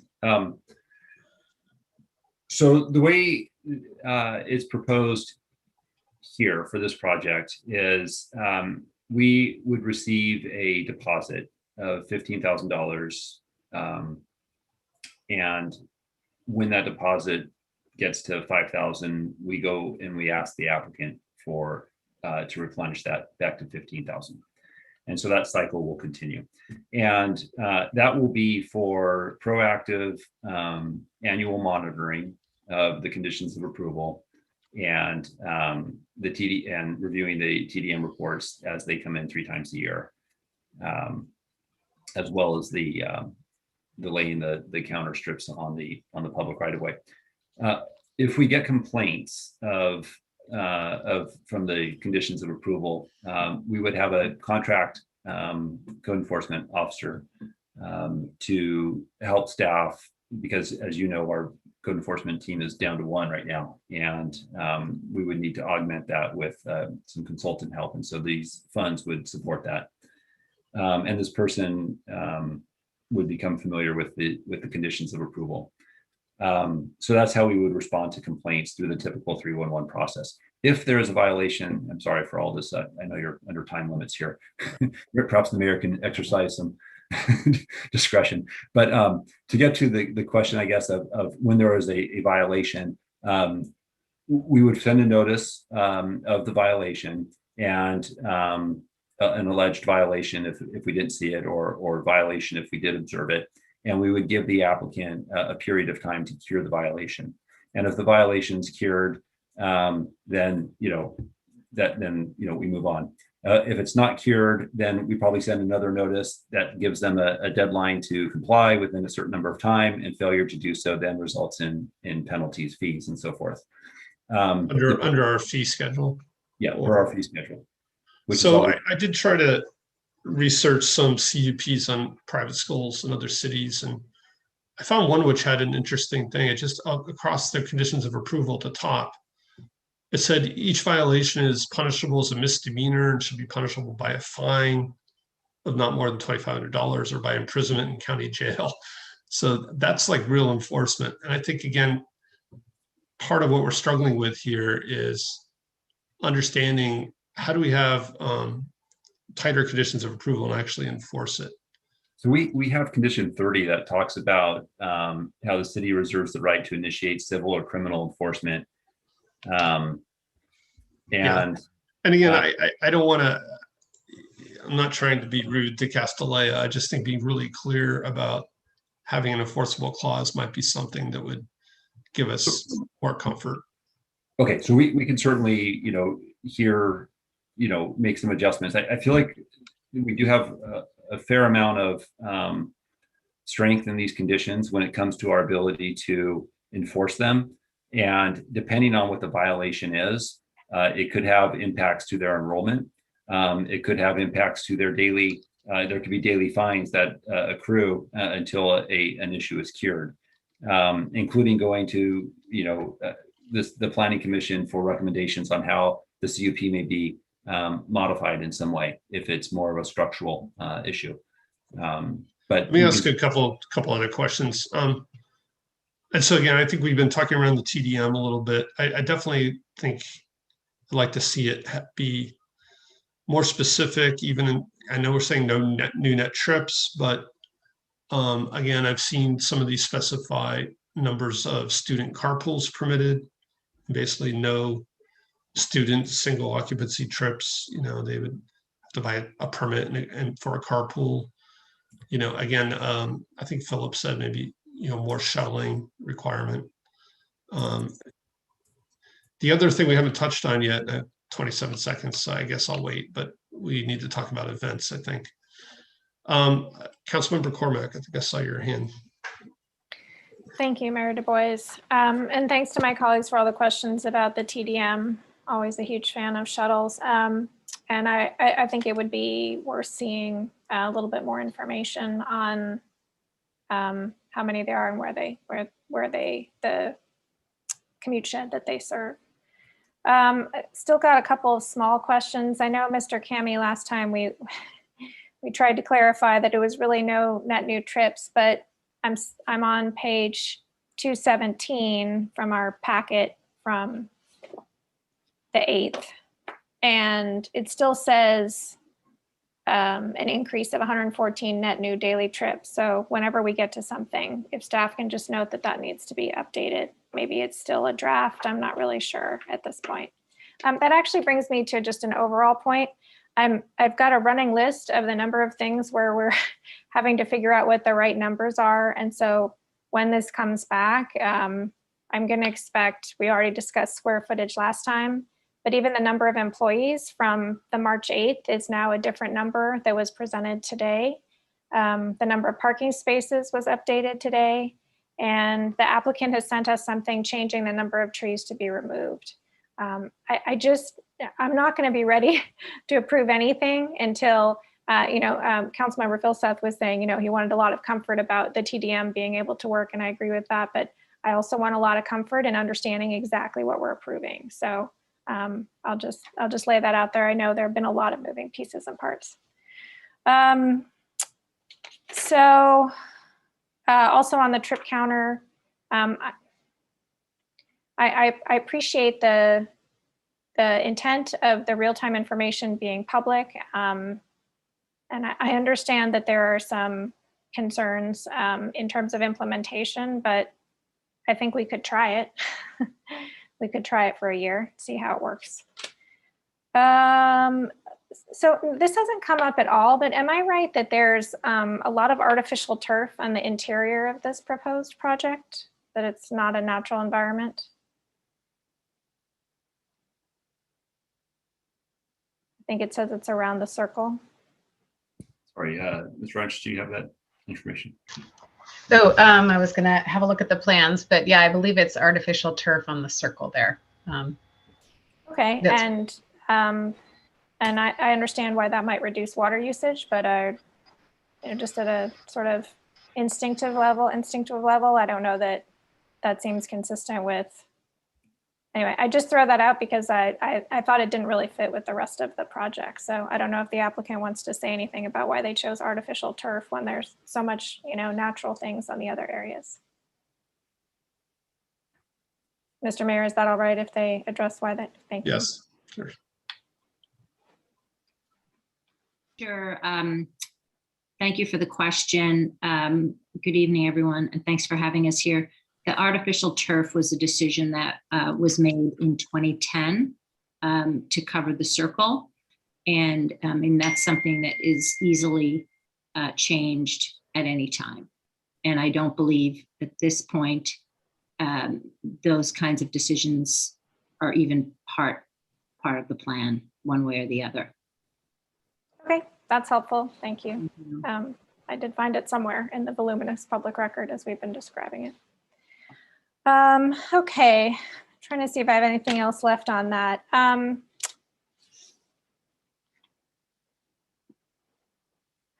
I did just want to sort of address the enrollment head on. I know that's one of the topics for tonight. I know how upsetting it is to some neighbors, and it's really concerning to me to contemplate increasing enrollment for an applicant who is still not in compliance with the current permit. So I just want to acknowledge that for people who live nearby and for those of us who are participating in the process. As Councilmember Phil Seth, though, sometimes says, that said, I think it is incumbent upon us to separate the number of students on campus from the impacts to the immediate neighborhood and the city. And I thank the Vice Mayor for clearly delineating the three different definitions. And as I listened to my colleagues last time, and as I listened this time, I just thought I'd read off a quote from one of our PTC commissioners, Commissioner Heckman, now chair. This was from the PTC minutes of November 4th. And I quote from page 63, "The role of the city is not to micromanage a school's operation, but rather to control the impacts of that operation on the surrounding uses." And I think listening tonight, I think we're heading a lot more towards the impacts rather than the operations. So that's going to be one of the ways I'll be thinking about making this decision as we go forward. And I guess just the last thing I'll say, I see that my time is up, is we talk a lot about process, but this project has been recommended to us by the Historic Resources Board and the Planning and Transportation Commission and the Architectural Review Board. So I think it's important that we all keep that in mind. Councilmember Stone. Thank you, Mr. Mayor. I want to go back to the TDM issues and in particular, focus on condition number 29. My question is, kind of first I'll ask the question, then I'll make a comment on it. On condition 29, letter C, the very last sentence is, "The term final determination used in this context includes the time to process an appeal if filed." So for that, does that mean only filing or actual, like whatever final ruling or adjudication on that appeal? That's the final ruling. Okay. Final ruling. And how often, I would imagine there's some precedent for something similar within the city. How long does that process typically take? Well, I think it depends. What I'm trying to read quickly here is, okay, right. So this is a director decision of a violation, and if they appeal it. So it would, from the point of appeal, I would imagine about 2 months to get to council. Oh, and that's something that the actual appeal, okay, so the appeal goes to council. Yeah. And it wouldn't be until council rules on that appealing that that applies to that timeline. That's okay. Right.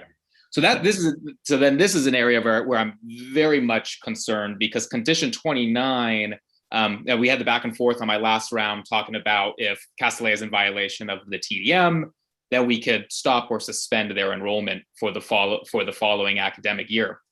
The way this timeline is going to work out in reality, I mean, if the system is going to be gamed in any way, if we find Castellet to be in violation, and they can start this appeal process that's going to take several months, and seems like 2 months would be the bare minimum, we wouldn't be able to really have, to suspend or reduce enrollment for the next academic school year if any of these violations are occurring anytime, I would imagine, before October or November. Really, any violations after that, if they appeal it, it's not going to make that March 1st deadline. And so I'm really concerned that when we get back to this idea of, does this TDM policy have teeth? It does if violations occur very early on in the school year, but anything beyond that, we're not going to be able to act by the next academic school year. And that's a long time to ask people to wait around, to say, okay, sorry, that deadline's been missed. We can't do anything for the next academic school year. So we're going to have to wait around for the following one.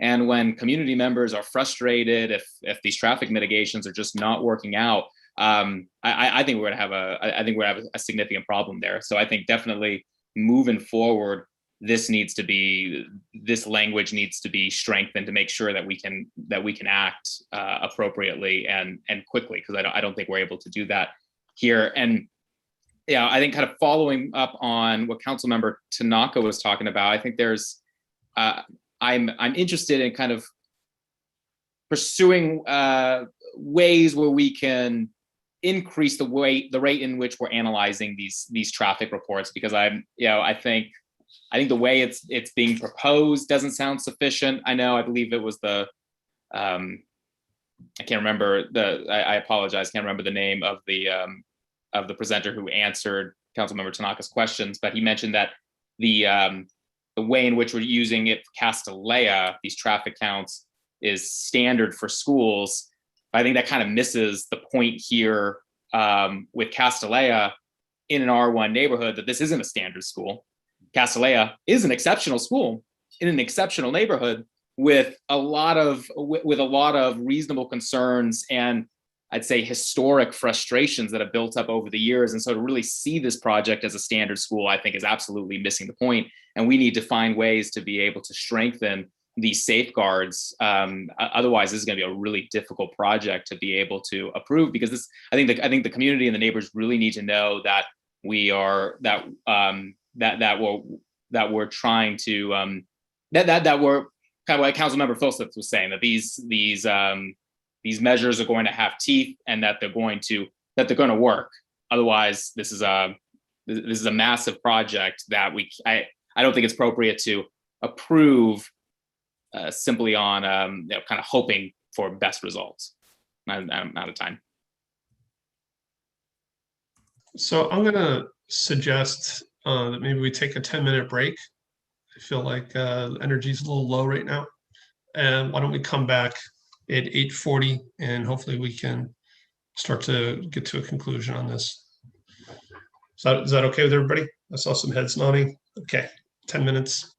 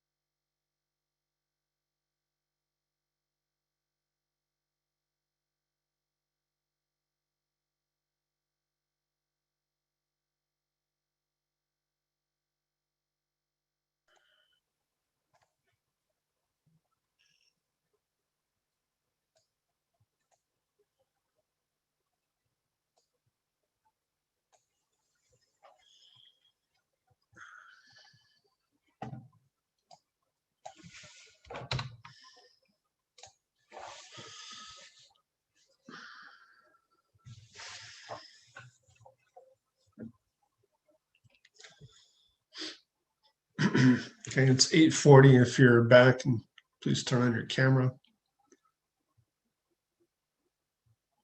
Okay, I see 6 of us. Hopefully everybody's a little refreshed. So we're at 8:40. I think we should start to try to decide what we're going to do on this project. Obviously, there's still more time for questions, but let's start to try to get to a place of decision making. Go ahead, Councilmember Koo.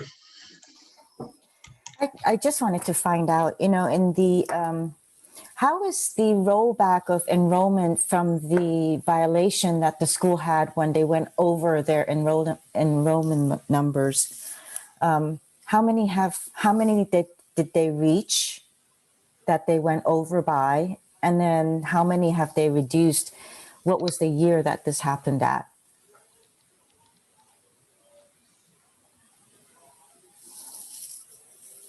Let's see. So I believe the peak was 448 in 2013. And I could be off by a student or two. And they're at 426 now. So when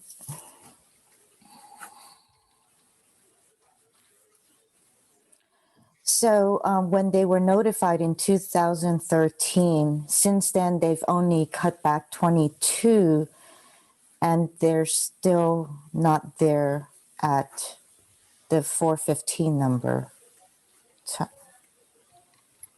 So 7 more to go. And that's 8 years. Councilmembers Koo and Director Late, I think it's worth noting that there was some type of directive from the city manager back a few years ago, and perhaps Jonathan, you remember the date, that specified the pace of reduction of enrollment. I believe it was 4 to 6 per year. Yeah, I don't have the date. I think it's on our website. But yes, that's correct. Previous city manager, in consultation with the previous director, had a program to bring the school back into compliance. Okay. So in terms of rolling back enrollments, I appreciate that. I mean, to know that there was that phased approach, but it still goes back to, should there be violations on the TDM or otherwise, or other matters, it's very hard to roll back enrollment if of the 8 years they haven't reached what the CUP allowed. So there's that. Also, in the EIR, it does that. There's the geotechnical report for the garage and for the underground part of the building. But I understand that geotechnical report expires within 3 years of the date that it was put forward. So was the EIR using that geotechnical report in order to make its findings? So I'm going to direct your question to Catherine Waugh. Ms. Waugh. Yes, thank you, Director. The geotechnical reports and a lot of other of these technical reports that are prepared by engineers do have an expiration date to them. The data doesn't really expire. It's just that would affect more of the actual implementation of construction activities. And so that's why those types of reports do expire and require a refresh. But they don't, the data that we rely on for the purposes of the environmental review remains relatively constant. It's much more of a very fine-tooth kind of look at geotechnical and soil conditions. And that's acceptable for environment? Yes, that's a very standard practice that some of those types of reports that we work from are prepared as we initially start out on the environmental review process, and the environmental review process may take longer than those reports last in terms of for construction purposes, but not for the purposes of the environmental impact analysis under CEQA. So when it comes to construction, please bear with me. So when it comes time for construction, then you would need a new geotechnical report to be done? Typically, you don't require a full new report to be done, but just to have those same engineers take a look at the property, take a look at the report that they had done, and provide recommendations whether there are any specific updates or revisions needed. Okay. Really quickly.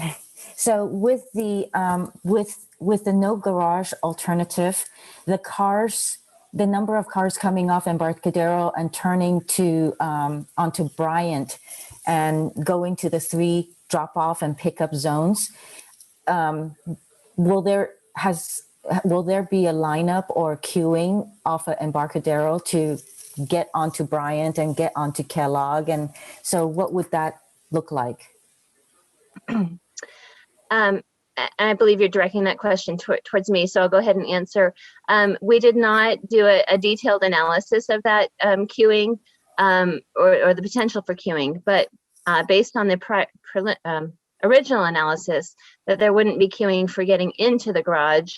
If we're then having traffic route around Kellogg, there should not be a queuing problem in terms of stacking up onto Embarcadero, because there would actually be a greater distance for those cars to be circulating, and the queues would be managed by coordinating the percentages assigned to each of those 3 drop-off locations.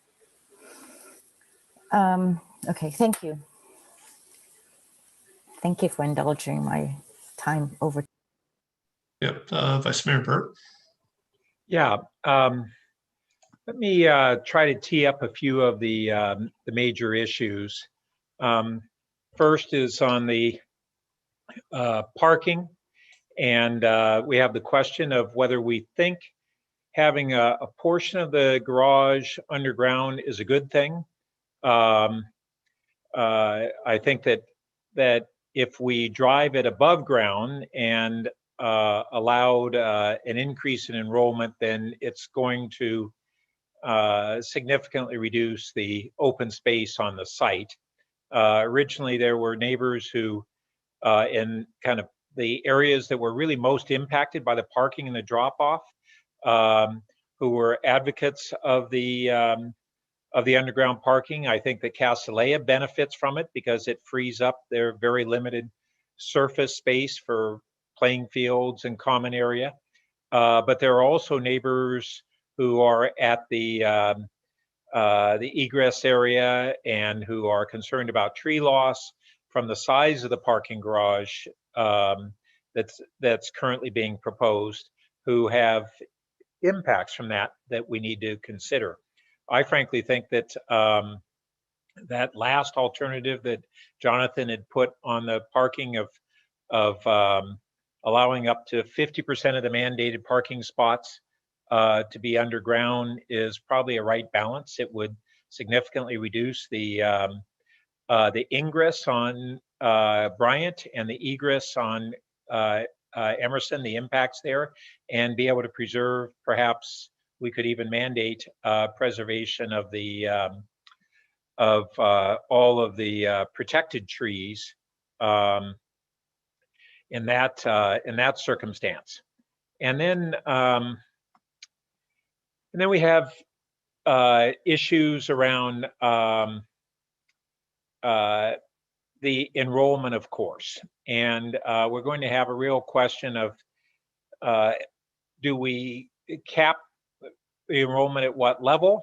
Do we consider what some of the neighbors had proposed of an approval of a more limited enrollment increase, and then mechanisms by which Castellea could submit to go up to their proposed 540, but only after they have met certain of the, well, really all of the required measures in the no net trips plan, and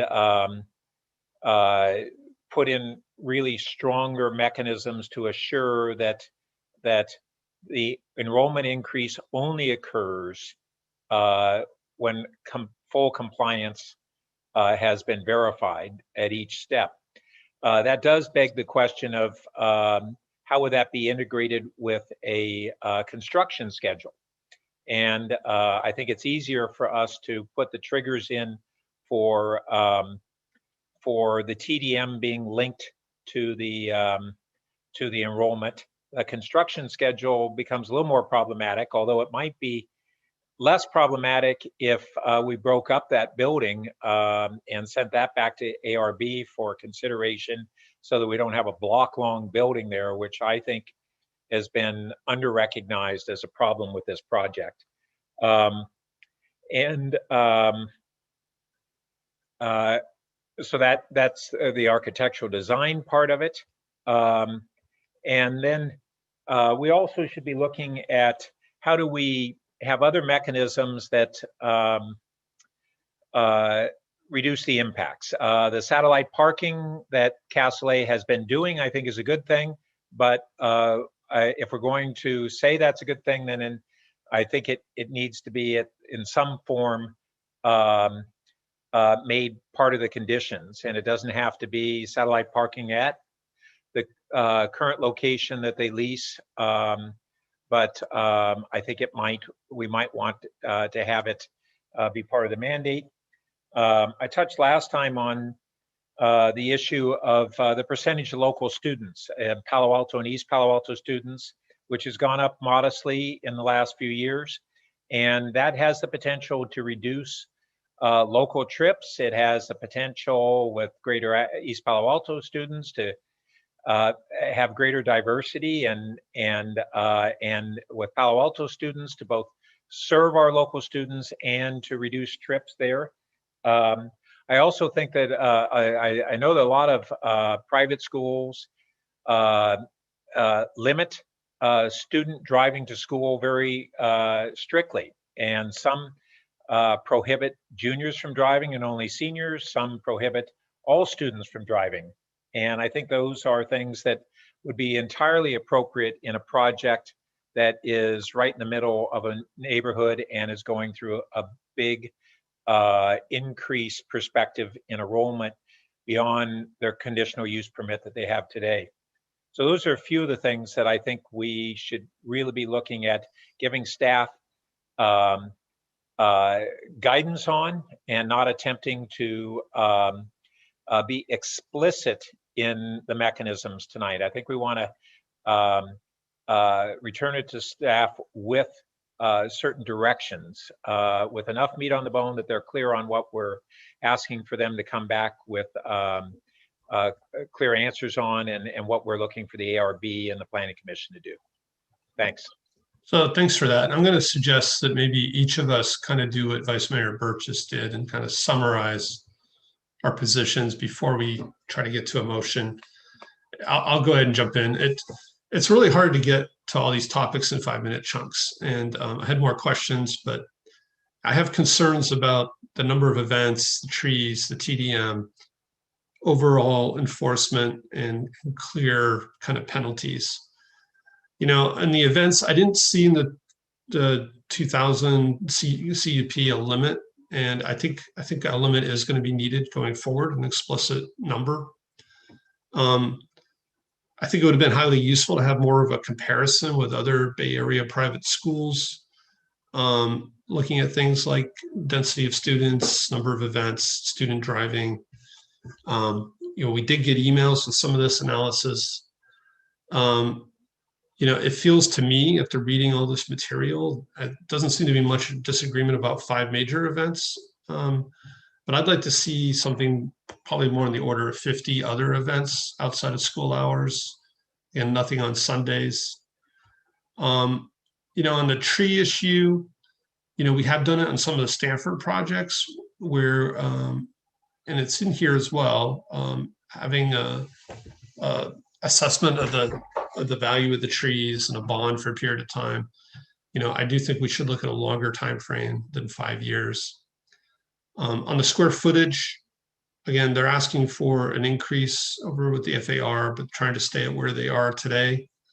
I think that's okay. I think we passed it last time. Just wanted to stress, we asked for independent measurement, and I took that as somebody actually going in and measuring what the square footage is. I think there's substantial evidence to support denying this project. I think remanding it back is the right thing.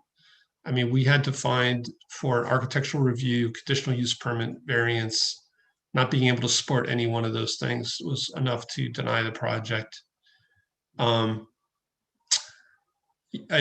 do find that a large underground garage was not intended in R1. And, in fact, I think past councils went out of their way to prevent underground garages. I think last time we at least agreed to call a garage. I find that, so I find it to be inconsistent with the zoning code. So based on that, I don't think I don't hear a desire to approve it, but I don't think we can approve it tonight. I do think the loss of trees is concerning. I would love to find a way to preserve the protected trees. I think we need to have an enforceable TDM. And so the kinds of things I would like to see us do, I actually end up where I would find to deny the garage outright. With a strict TDM, we could require a minimum of 83 parking spots. I think with some of these other additions that have been mentioned, including limiting student driving or limiting student driving to a number of maybe student carpools, we could get there without tremendous impact on the surface. I'm also leaning more towards an incremental approach in terms of enrollment, something like the 25 additional students per year, with this coming back to council for approval to get the next year's growth. I think the neighborhood twice-a-year meetings should continue. I do think we should have stronger enforcement provisions. I share Councilmember Stone's concern about just the process and the time frame, and are we really going to be able to do this? I really think it needs to be much simpler, a commitment to meet the conditions of approval with a clear fine, clear penalty schedule. One thing I saw in some other conditions of approval for schools was a record of the previous additions to the school. And again, part of this project is going back in history to kind of recreate what happened. I thought that might be a good practice to include in our approval, kind of all the past, just a one-line summary of kind of past actions. And then, one thing we haven't really touched on is, should we consider the need for an RPP in this neighborhood, either now or in the future, and who would pay for that? Because again, there's this issue of, well, are they just parking? We're not really reducing trips, but they're parking 3 blocks away. So that's kind of where I am in summary, and I'd really love to hear where everybody else is.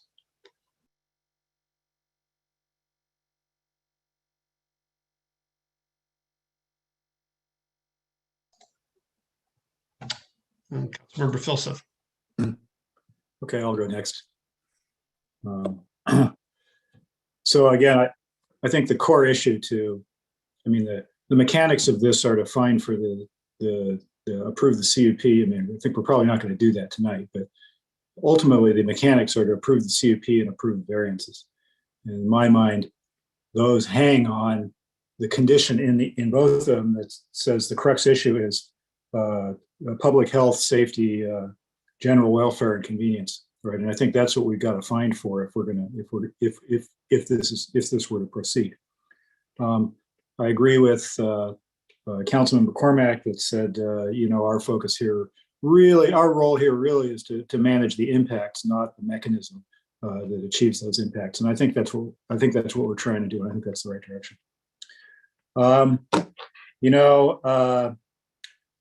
Sort of top of my mind is the TDM, monitoring and enforcement, which I think is inextricably linked to the enrollment.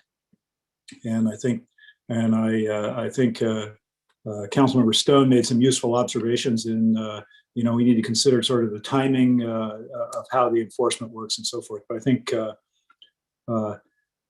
we need to make sure this works right, because we don't want to be in a situation where we go out 5 years, we go, oh, guess what, it didn't work, but there's no way to change this now. So I think that the combination of enrollment and the monitoring enforcement of traffic in the neighborhood, it needs to be results-based as opposed to effort-based. And so the kind of thing that the mayor is suggesting, which is an incremental approach, and if we see we're successful at this level, then we can maybe go to the next level and so forth. I think that's the right approach to it. It needs to be results-based. Beyond that, we still haven't had the discussion of the number of events, which I think is important. The trees, I would also favor a longer time, and maybe a bigger bond as well. And finally, I actually thought the Archer School comparison was actually quite interesting. It, at least to first order, has a number of characteristics in common with Castellea, and I thought that was an interesting comparison. So that would be mine. Thanks. Councilmember Cormack. Thank you, Mayor Du Bois. Mr. Lake, could I ask you to put up slide 4 with the topics we're supposed to go through? That'd be helpful. Thank you. I think it was slide 4. Yeah, could be wrong. Okay. I have a lot of numbers here myself. And if I recall, well, I'll just jump in on the garage. I couldn't quite follow where the vice mayor was headed, if that was a yes or a no or a different size. I just went back before this meeting and looked at the pros of the garage. It maximizes green space. It minimizes noise, which is usually a problem that people are super concerned about. Has the aesthetic value. So I do think it's worth considering here. While I appreciate the vice mayor's suggestion last week and this week about the original intent of the framers, and it's obviously appropriate to consider that with zoning, I don't think it's controlling for me that those decisions were made a long time ago. Maybe I didn't pick the right one. No, that one looks about right. There might have been another slide, Jonathan, that was further on that had like bigger print with the garage, etc. Well, there's not the text amendment. Not the text amendment, the one that was like the recommendation that you wanted our input on. There, that's the one. Perfect. Thank you. Sure. Okay, so I find there are a lot of pros of the garage. I know there are some people, and the vice mayor, correctly noted that the people who are, some of them who are right near the ingress or egress are opposed, and that's understandable. We did receive a number of emails, and some of them pointed out that they were quiet people who are supportive. So I don't think we can categorically say that the neighborhood is opposed to the garage. There certainly are people who are. I think it has some benefits. I understand the concerns about trees.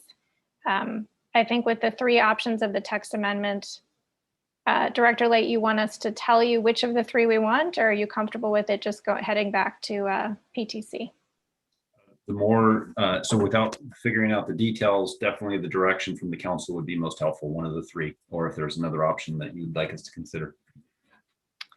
I think I would need to have a better understanding of the connection with the rest of it. Currently, not with the revision that the applicant just sent, but the prior version of the reduced garage, we're at 32,000 square feet approximately. Is that right?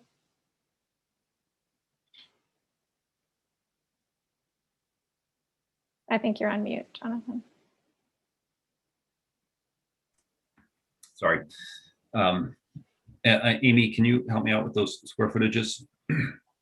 Sorry, I was distracted. Can you repeat the question, please? I'm just trying to figure out, as we talk about whether or not the underground garage counts as floor area ratio, how many square feet it is.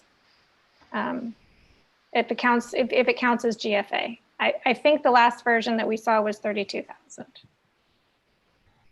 So what's the? Yeah, I don't have that off the top. Okay, all right.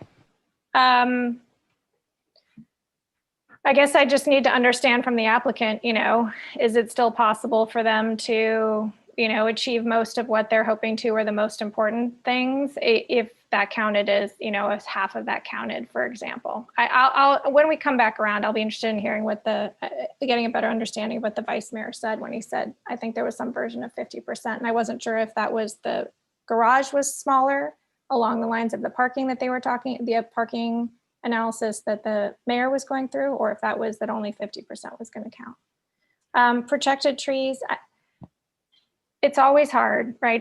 It's always hard when we're going to have to, when we end up losing a tree. I just want to say that right out front. I do think there's been an extraordinary effort on the part of the applicant and the staff to protect as many as possible, to move them to places that work. If there are a few at the margin that we need to do more work on, then that's okay. But I am not second guessing the staff on this.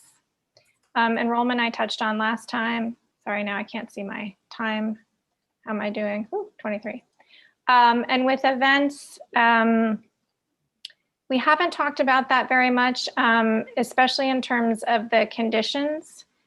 We've talked a lot about the traffic to events, but I think the other concern that people have certainly is noise. And I'll just say in this area, I have a similar concern as the vice mayor did when he was asking what is the basis that we're making these adjustments from.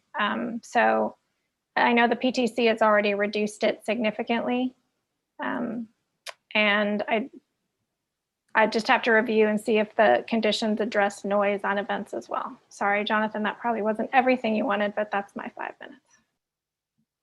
I mean, we're at the point where if you need another minute, take it, but if you're done, that's fine.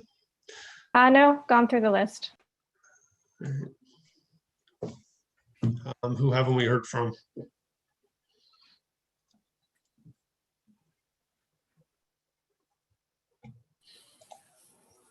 Councilmember Koo. Thank you. So I have mostly same concerns as the mayor does. And but I think one of my bigger ones is the square footage, the existing square footage that is there.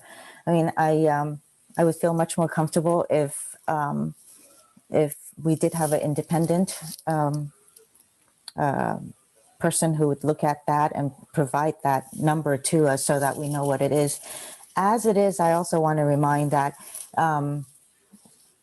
the existing floor area is already has exceeded what is allowable on that lot. So I know that the applicant knows that and has said they do agree, but I do want to remind that is already exceeded. So I would also go and say that I would not be in favor of the underground garage. In terms of it being it's not environmentally friendly. It's in the R1 district. It's pretty impactful over there, especially when you have the ingress coming off a bicycle boulevard. It just doesn't make sense to me why that would even be there. In terms of, I did want to address, something that Councilmember Cormack said, that repeating what the commissioner said, Commissioner Hatchman, I believe the name is, that the city is to manage the impacts and not micromanage the school. Well, it's one thing to manage the impacts, but then it's also something else when they can continue to upzone. With every upzone, then we have more things to manage, especially the impacts. So build within zoning, and then, that would solve a lot of the problems. The other thing that keeps coming up is that other schools in the neighborhoods are allowed to expand, but why is Castellea not? I think that Castellea has expanded, far beyond their allowable far, but also we have to remember the public schools are elementary schools and they're public. There is no tuition to them, and it's the neighborhood kids that go there. So, in terms of comparing the two, let's really look at it, what one is and what the other is. Public schools are for anybody and everybody who lives within that boundaries, and they attend that school. So let's not confuse the two. The other thing is, protected trees. I think Mr. Late had said earlier, give me the directive, yes, we want to protect trees. And that should be a high priority since, this is part of the infrastructure. It's the urban, infrastructure that for clean air. I mean, if we're going to, again, I mean, I've said that time and time again that, if we're going to be serious about sustainability and climate change, this is a big part of it. Our urban forest, as well as our soil, in order to ensure that we have a way to have clean water. We didn't talk about the events very much, but I do think that, in our current CUP, the conditional use permit, that it's very loosely said. There's 5 major events and several other. So it needs to be tightened and definitely stricter. I agree with, a council member Stone's questioning and his statement about enforcements. And our TDM needs to be more, as what council member Phil has said, just reading what Archer School had done with theirs. It was very strict in terms of they don't allow for students to drive alone. That could be one of it. There's a requirement of 50% bus ridership, and also during peak hours, the average ridership has to be 7 persons per vehicle, and on and on. And I would like to see a stricter one, especially because if you look at their drawings or their diagrams, it shows that school. There's a picture of this school that is right in the midst of R1 homes. And this is very impactful to go from what the enrollment is and has been violated, and then now to increase in addition to all of that. So I would say, we really have to kind of be a lot more stricter. And I also did like that, perhaps the discussion of our RPPP and who will pay should be something that should be on the list of discussion. Yeah, if I think of more, I'll tell you. But right now I think these are, noise. There's the noise, and in, oftentimes it's very difficult in order to measure noise. And I don't even know if we have anybody here in the city who actually can do that. So it will be another, I think it'll be good to also explore installing sound sensors where the residences are, especially from the swimming pool and from some of the other higher use areas. Right. I really think that we need to kind of make sure that the EIR and all of the other information that is provided is actually, it does help us make decisions rather than us having to go and fish for it. So I look forward to, I would remand it back, but I cannot certify anything or approve anything at this point. So Councilmember Tanaka, Councilmember Stone, could we get your kind of summary thoughts? Who wants to go?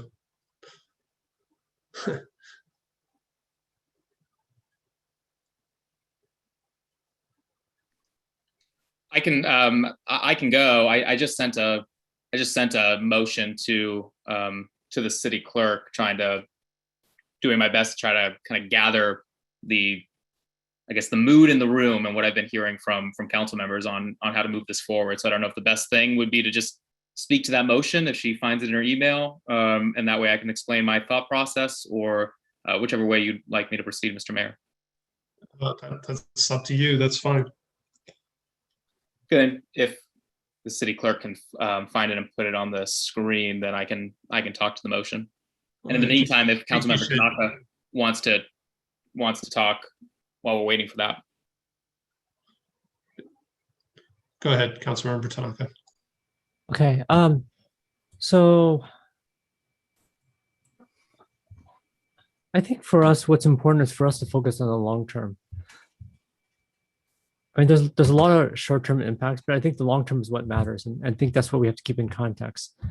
And I think all of us actually do want a world-class school in our city. I don't think there's any one of us here that doesn't want that.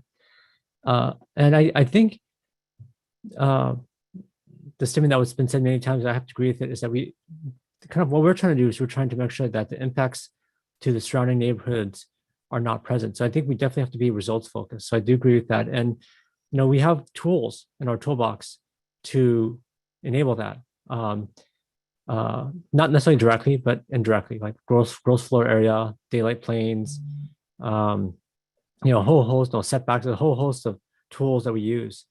But all those tools are there to enable the impacts to be minimal at a school or at a project. And so I think that's something that we have to keep in mind. Now, we're in 2021, and the neat thing about being in 2021 is there's actually a lot of technology out there that's fairly inexpensive, fairly accessible, that allows us to actually do a direct measurement and measurement. So Councilmember Koo actually had a really good idea about maybe permanent sound sensors, right, to make sure that the noise isn't there. Or I think, Councilmember Phyllis and myself have been talking about like constant traffic monitoring or parking monitoring. They have sensors that do this fairly inexpensive that we could do at the school and around the surrounding areas. Because in the past, this kind of technology didn't really exist. We had to roll out the black rubber hoses and measure it, right? And I as some of you might know, I was president of my neighborhood association when we got traffic calming, and I did remember neighbors who tried to stomp on the holes many times to try to create artificially high counts, right? So I get what the consultant said, and this is also why I think continuous traffic monitoring is probably a better thing, because it's really hard to do that when it's permanent, right? Because you get tired after a while, and having some really clear, tangible targets that this project Castellea has to be around, I think makes sense. So I think we could have really tangible targets around traffic, around noise, around parking, and not just at the school, but surrounding the schools, to really make sure that there are no impacts or minimal impacts. And I think that's a neat thing about, it's a project for like a single family home, you really couldn't do that because the cost of the technology is still not that cheap. But this project's big enough where you could actually do that.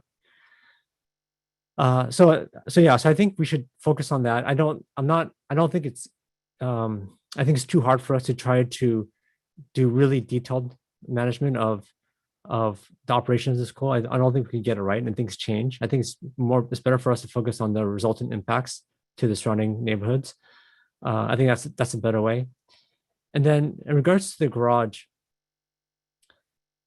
I think that if neighbors had a choice of 80 cars or whatever parked above ground or having them underground, I know if I lived across the street, I would much rather have the cars underground than above ground. Less noise, out of sight. You see more green space. So to me, I don't know if the city's ever done a survey, but I know I for one would rather have it out of sight than have a bunch of cars there. So I actually think that's the better design. It's actually less impactful for the neighbor. It costs Castellea a lot more.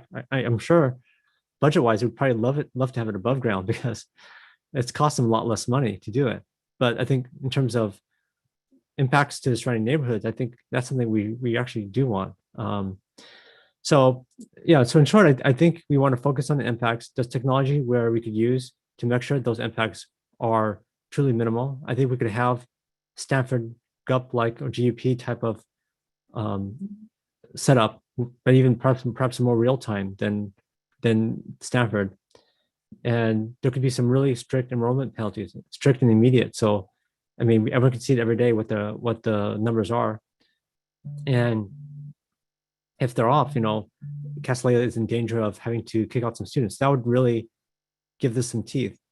And I would think that they would do everything under their power, whether it's TDM or aggressive carpooling or shuttles or remote learning or whatever it happens to be they need to make this happen. So that's kind of where I'm headed on this.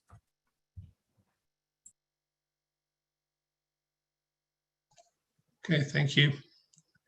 Councilmember Stone. Thank you, Mr. Mayor. So yeah, I've done my best to try to attempt a motion here based on what I've been hearing from my colleagues and kind of where I'm at right now. I mean, as the project stands in its current state, I'm not in a position to support it, but the kind of the spirit of this motion is not to make any determinations tonight, is really to remand all of these issues either back to staff, back to the PTC, or back to the ARB. I concur with most of the comments that I've heard from my colleagues tonight regarding the concerns around the TDM and how that relates to the enrollment increase, and that seems to be the general consensus that I've heard around the community. No one is against educating young women, and everyone that I've talked to has only great things to say about the type of education that Castilleja offers. But there is the reality of mitigating the impacts, which is our responsibility as council. And so I think we need to strengthen these TDM protections, these reporting requirements, these penalties, to make sure that they actually have teeth, to see if we can get to the point where we're comfortable with these enrollment increases, and especially phasing in these enrollment increases. So that way it's the duty of the applicant to be able to show at certain intervals that they are able to meet these TDM measures, that they're able to verify that success before we allow increases in the future. And so that's sort of the spirit behind there. For B, I think there's been reasonable arguments made on both sides for the underground parking facility and against it. It doesn't seem like we've reached a point of consensus on either one. So I think it would be valuable to be able to really narrow our scope here and either look at two alternatives: a non-garage, a non-underground parking facility, or a mitigated one. And I think the comments that Vice Mayor Burt made earlier was a possibility that we have not explored yet. And my hopes, it can really mitigate a lot of the negative impacts that we have heard in the past regarding trees and other issues regarding the environment with the underground parking facility. And also was concerned about some of the comments that I heard from staff earlier tonight, talking about some of the impacts that might be required if we don't have the underground parking facility, such as removal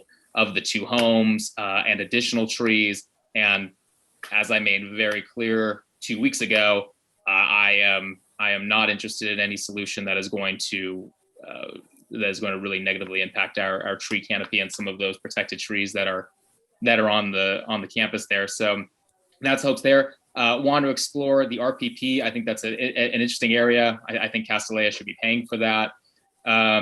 Tree protection, again, trying to make this as broad as possible, since we're not actually making the determination tonight, but just remanding it back.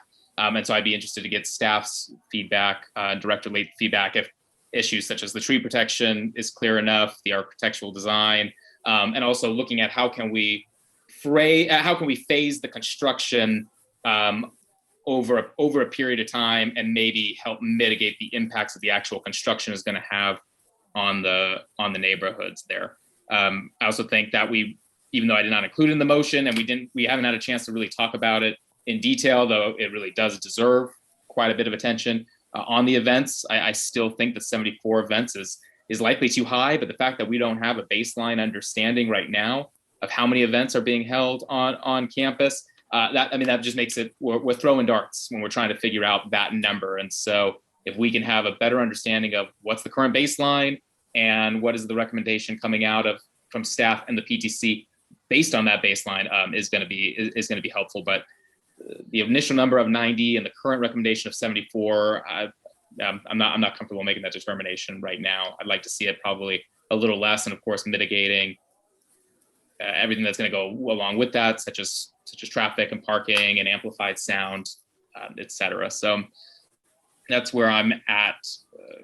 So generally, we look for a second before we go through the motion, but since everybody kind of summarized it, I kind of took that as your summary, but Yes. I guess you're making this motion. Looking for a second. I will second it. Okay. So do you want to speak any more to your motion? Greer? That's it. Hey, Vice Mayor Burt?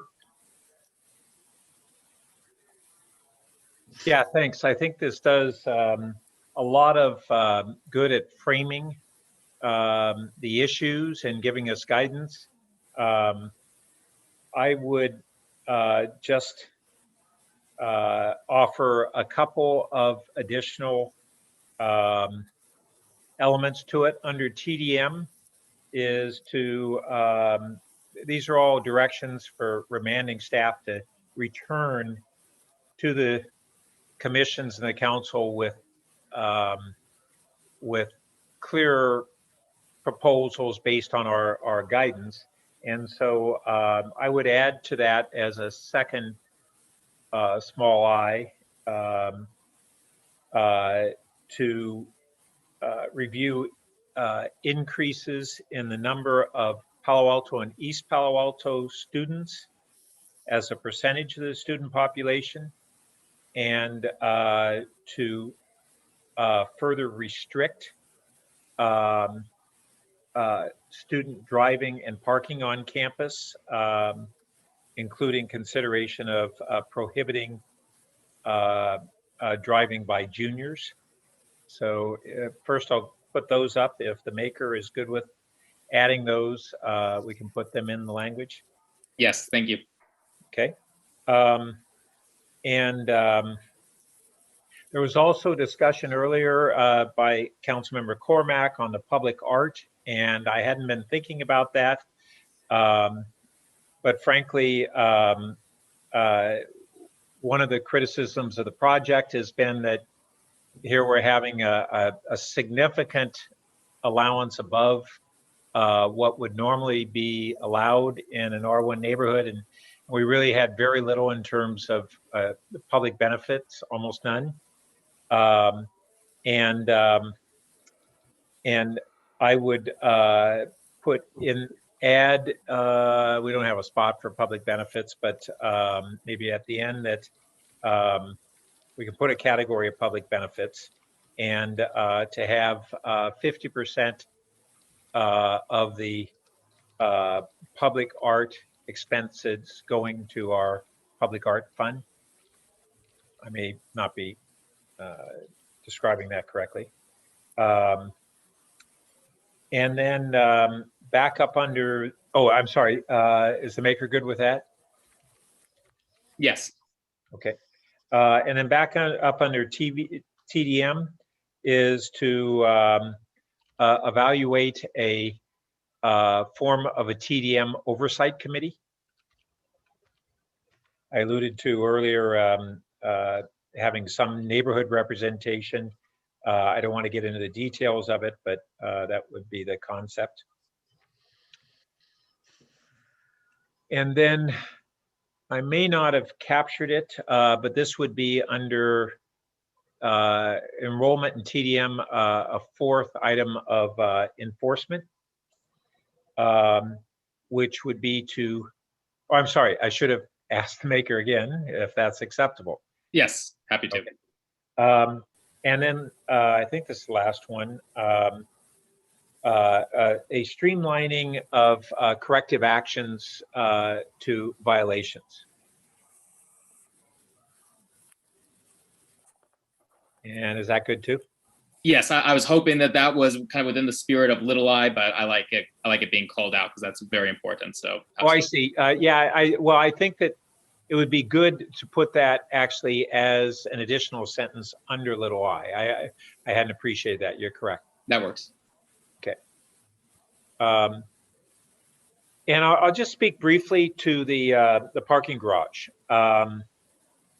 We've had a lot of neighborhood involvement, but those who weren't involved in this project in the first years, starting kind of 2012, 13, when we found that it was over enrolled, and a lot of that was in response to neighbors saying that the parking had gotten really out of control in the neighborhood. There were battles of them putting signs up, and it wasn't just the parking, it's all the loading and unloading.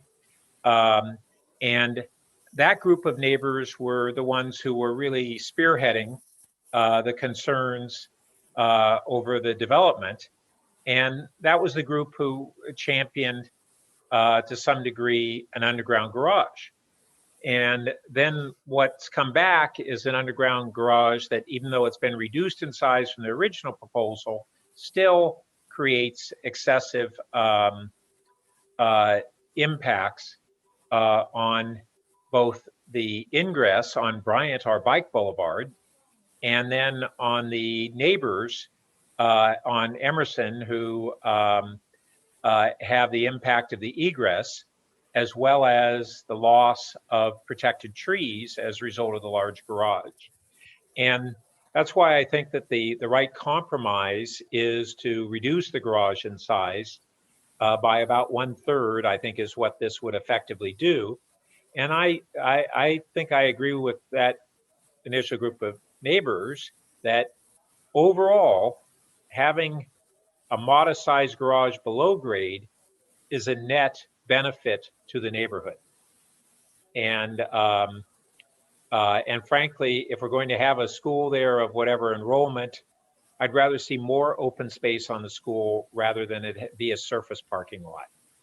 And of course, there are trade-offs on it, but I think when you net those things out, the benefits to the neighborhood, that a modest sized garage is a net plus. An oversized is a negative, no garage is a negative. And that's my viewpoint on that. So thank you. So just raise my hand to show that I wanted to jump in. So overall, I think this motion is getting to kind of a workable place. On the TDM, I do think we're talking about a pretty strict TDM. I mean, it's talked about it for hours. I do think we should allow a reduction in parking based on a strict TDM. It's up to the school whether they want to do that or not, but I wonder if the makers would consider making that clear in the TDM section that we would allow up to 20% less parking based on a strict TDM, which has been our practice. Yeah, I'm fine. I'm fine with that. I'm wondering how staff would see how that would play out if the final alternative that council chooses is the partial or like the modified underground parking facility. Would that still be? Would they still qualify for the 20%, or are you saying the 20% reduction would be if we went with the non-underground parking facility option? I'm saying either way. Again, I kind of liked your wording there to let them consider both options. But again, part of this has been driven by the amount of parking, and it's just been our practice that we do allow some reduction with the TDM. I have no objection to that addition. So I am not so sure that in this circumstance we wouldn't be creating incentives to have this parking be dispersed in the neighborhood. What I'd be game to remand that to the Planning and Transportation Commission and to staff to look at that as an alternative rather than as a stipulation. That's fine. But again, I think coupled with the RPP, that helps get to that as well. But so well, it's a question of whether the RPP is what we want to do either way. Yep. And whether if we do the RPP, we should still have the adequate parking on site. So under the little i's, could you add a fourth with the wording that you suggested, Vice Mayor, that it would be considered by PTC to allow a reduction in parking based on TDM or evaluated by? Yep. Yeah, and I think that would give an opportunity to also hear through that process from both the neighbors and Castellea on that. So yeah, by opening that up, I think it's worthy of additional public scrutiny. Yeah, so consideration by staff and the PTC to allow reduction in required parking based on a TDM.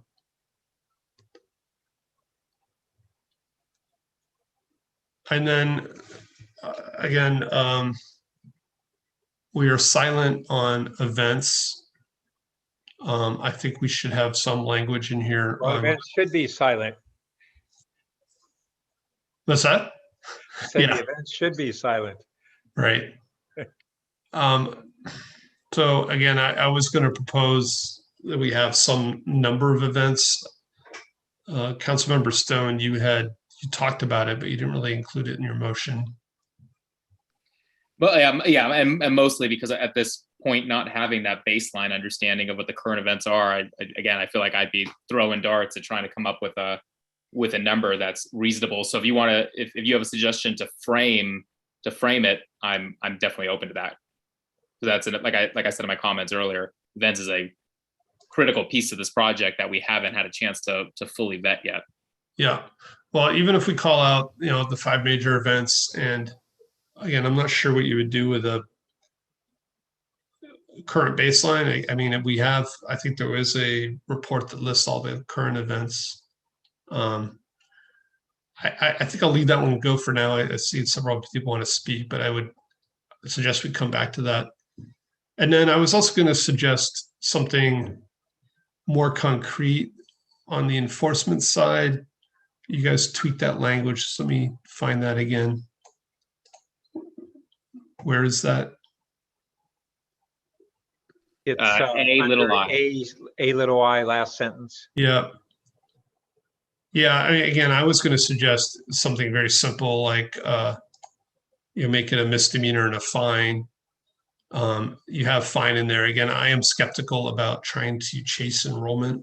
I don't think that this language precludes that, but I think in the remanding, we don't want to be overly explicit unless it's something that we really have already decided is an absolute must. I think that within that language, we'll be looking for staff and the commission to come back with how to strengthen that. And I think we ought to let them do that process. And then at the time it comes back to the council, we can decide that we do or don't like the recommendation and can then be more explicit in a different way if that's what we think is appropriate. Yeah. So I'm not sure I agree that this project should have a public benefit. I mean, this is a private project at a private business. It feels a little bit like a slippery slope, particularly when you get into dictating enrollment. So I find A2 or A2 little I, first of all, it seems to mix a couple of different things, talking about no junior parking and students from East Palo Alto. I wonder if we could go to the applicant and just get their reaction to this motion overall, but also, I mean, I guess I would change my attitude if they were supportive of that.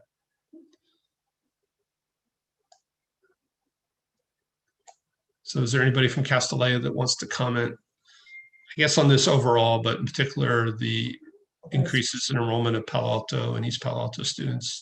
Hi, can you see me? This is Mindy Romanowski. Yes. Hi, good evening. This is Mindy Romanowski, Land Use Council for Castellea. Thank you for your time this evening. While I appreciate the guidance that we're hearing, and I think some of the comments I've heard this evening about ensuring that Castellea does not bring impacts, I am very concerned that this is a motion that goes beyond guidance to the lower bodies, and it's looking more and feeling much more like a mandate.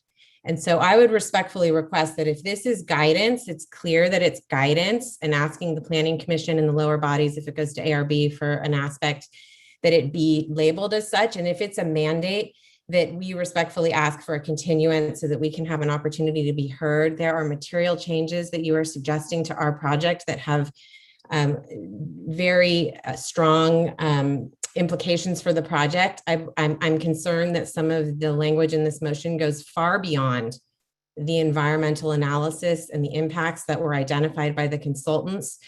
I'm concerned that there is no nexus for some of the things that I'm seeing in this motion, starting with an RPP program. And frankly, I haven't had time to wrap my head around some of the other language that's being drafted at the dais on the fly.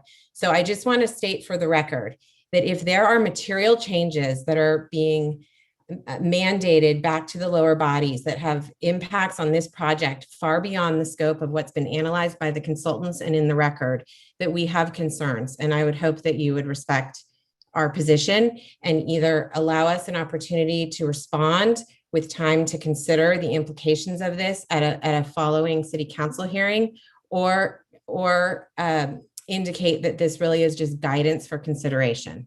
Thank you. Okay, and City Attorney Molly Stump. Sure, thank you. So, well, my position and the staff's position is quite distinct from the school. Obviously, just following Ms. Romanowski, you're going to hear some of the same things, which is that some concepts in this motion are new, and you haven't received advice from your professional staff yet. And we frankly haven't even had a chance to fully read this motion. It's lengthy and detailed. And so I think we also would encourage, there are places in the motion where it's clear that you're asking staff to review and analyze and return with options and work with the lower bodies. And that, I think that's an appropriate type of direction given that some of these issues are somewhat new. So I think adding that language in a couple places, certainly the RPP issue is one that would require further data gathering evidence and would need to be structured in a way that's consistent with all the requirements of local law, including our RPP program. And then the art piece and the enrollment piece as well. I think, we'd like the chance to give you some advice on that. So two options there for council, either to add some language in key places, clarifying that you're directing staff to look at these issues, or maybe it makes sense to take a 15-minute break and allow us to have at least a very brief time to read and understand the motion and give you our thoughts on it. Thanks. Okay, thank you for that. I just wanted to finish out. I had one more comment, which was on the tree protection. Again, I think this is overly broad to protect all trees on campus. Not all trees are protected trees. And I wondered if you would consider changing that to preserve the protected trees. So direct staff and the arborists to preserve protected trees on campus under this new plan. Well, I think that's the why the language there as can reasonably be accommodated. I think the spirit of it is to prohibit the removal of any trees, but wanting to make clear that what we're trying to do is strengthen those protections, because I feel like they haven't been. Yeah, but we don't generally protect all trees. There's a definition of kind of which trees are protected. I think they had a pretty compelling plan to plant a bunch of new trees for some of these trees. And again, my concern is mainly around the protected trees. I agree. I'd be good with that. And so it would be you say you would remove and protect all trees. Yeah, I would delete that. Yeah. Okay. So given what the city attorney said, I see a couple of hands, Councilmember Felsleth, Councilmember Cormack. Should we take a 10-minute break and let staff powwow on this and then come back? Okay, let's do that. So it's 9:45. Take a 10-minute break.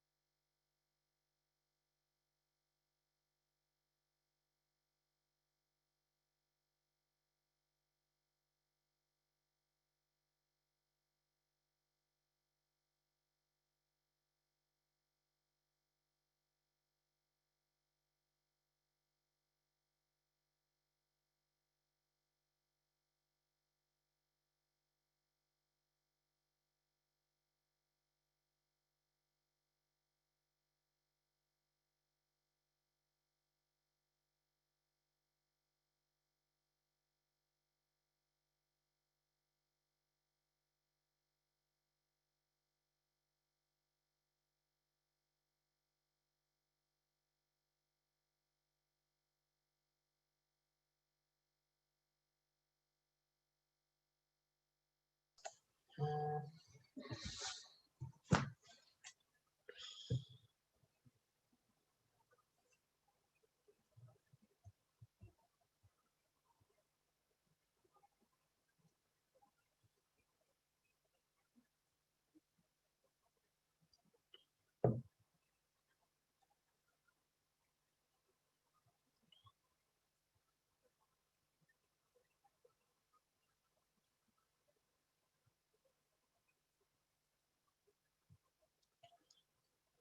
right, staff is asking that we give them another 10 minutes. So rather than hang out, feel free, come back at 10:10.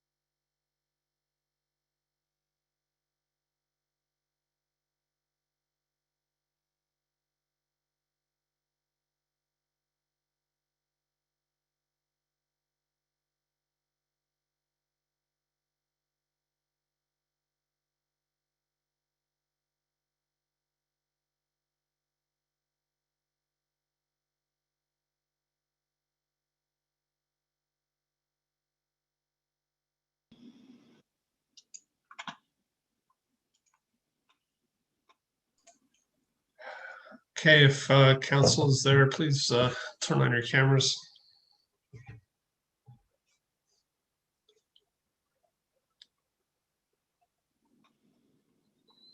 All right, so if staff has talked over the proposed motion, does somebody want to comment on staff? Yes, so ask Albert Yang to speak on behalf of staff, kind of walk through the review suggestions. All right, thanks very much, Assistant City Attorney Albert Yang. So we have a few changes and tweaks to the motion that we'd like to suggest. The first is on the direction that enrollment be limited to 450 students, and then that the staff and PTC, go on to look at some other process for increasing enrollment. So I guess our feedback on this is if the council is open to a process to enrollment over 450 students, that we would prefer some flexibility on how we approach that.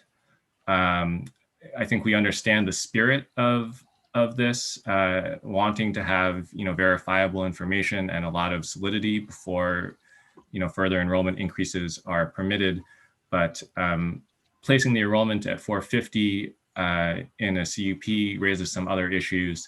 Like that would reduce the number of teaching stations and affect the required parking, and require a kind of a cascading sort of domino effect of analysis to be done. So we have some ideas on how we could address the council's what we believe is the spirit of this motion, and so we appreciate some flexibility there.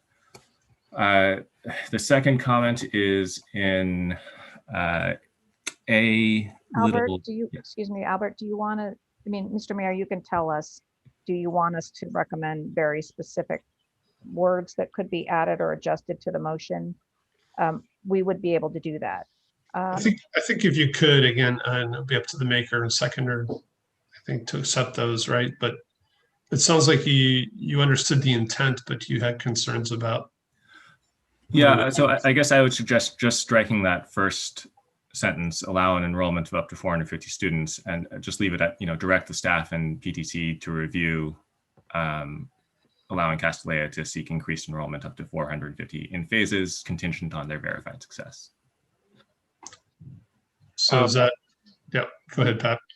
I think the intent was to not initially allow enrollment to exceed the 450 until verification was accomplished of the TDM. So I don't see how striking that really accomplishes it. I'm certainly open to modifying the language, but I don't think striking it does it. Yeah, Albert, wasn't our concern the next part of that and how the applicant would get to 540 and sort of the discretionary nature? We weren't quite sure what the application process was or the procedure to allow beyond 450. And what we were wanting is more of a ministerial sort of process that we're very clear about. If you meet these criteria or these objectives, then you can increase by X percent up to the 540. But and again, the applicant may want to weigh in on this too, to the extent that the fundraising and if they just get to 450, what does that do for their project if there isn't the ability to expand later on? Right. So the intent was to allow them to go to 450 as the starting point, and then based upon proof of accomplishment of the trip reduction requirements, to then have a ministerial, more like, well, I guess we should ask Councilmember Stone whether it be able to have a ministerial approval.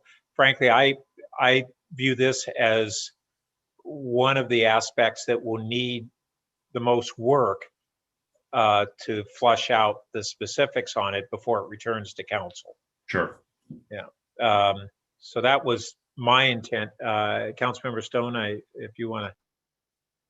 Yeah, I mean, I agree with the spirit that Albert spoke about, and what the vice mayor just said.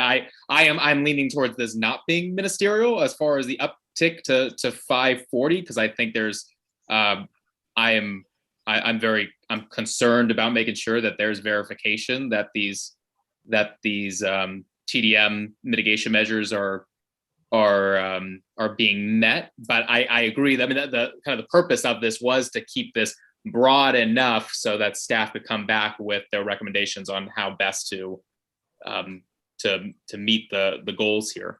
Okay, so I think we're saying the same thing, and we just need to figure out how to maybe script that a little bit differently. What we don't want is, if we can come up with these clear criteria that would allow the applicant to progress past 450 and have that be reviewed and a process by analysis, then fine. We just didn't want it to be so subjective that it went beyond the objective criteria.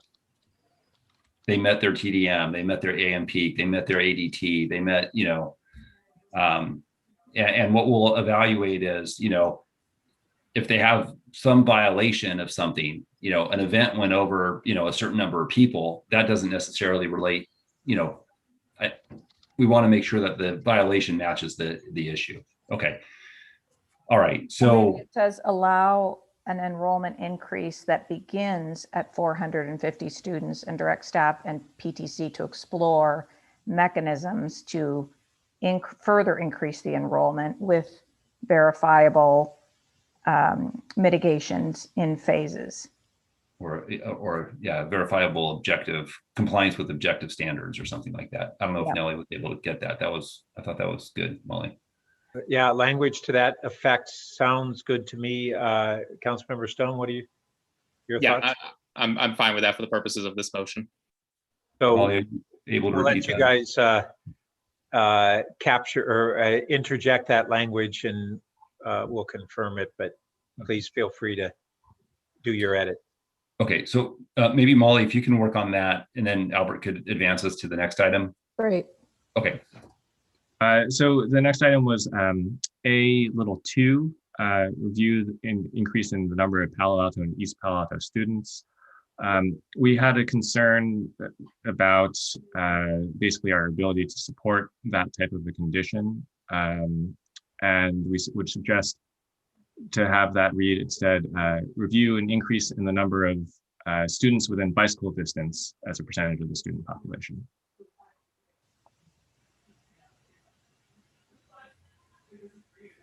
Okay, I'd be okay with that, I guess, if that's kind of the most defensible approximation of our intent. Yeah. Yeah, I'd accept that. Okay.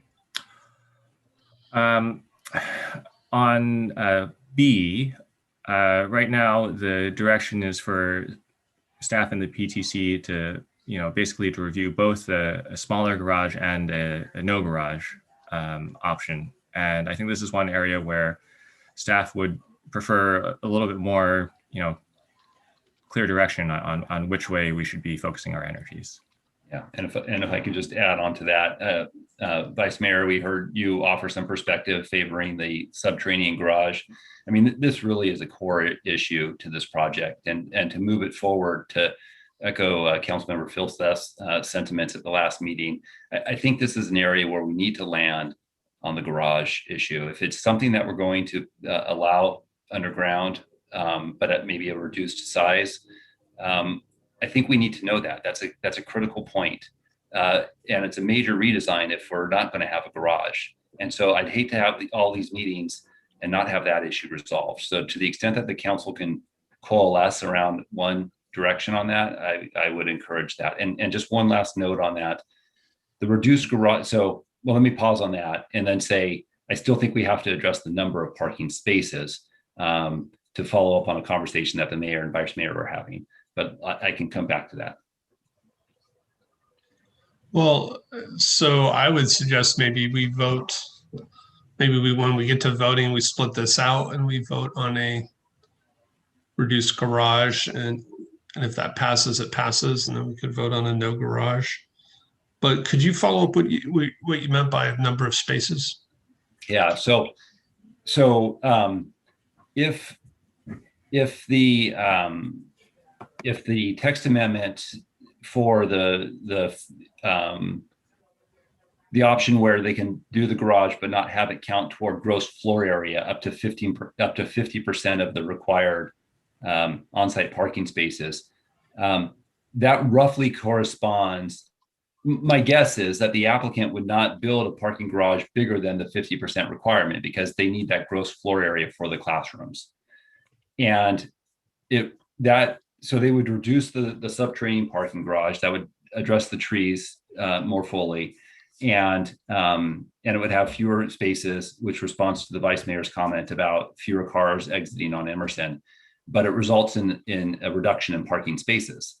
And we still need the parking spaces. Mayor, you were talking about a parking reduction.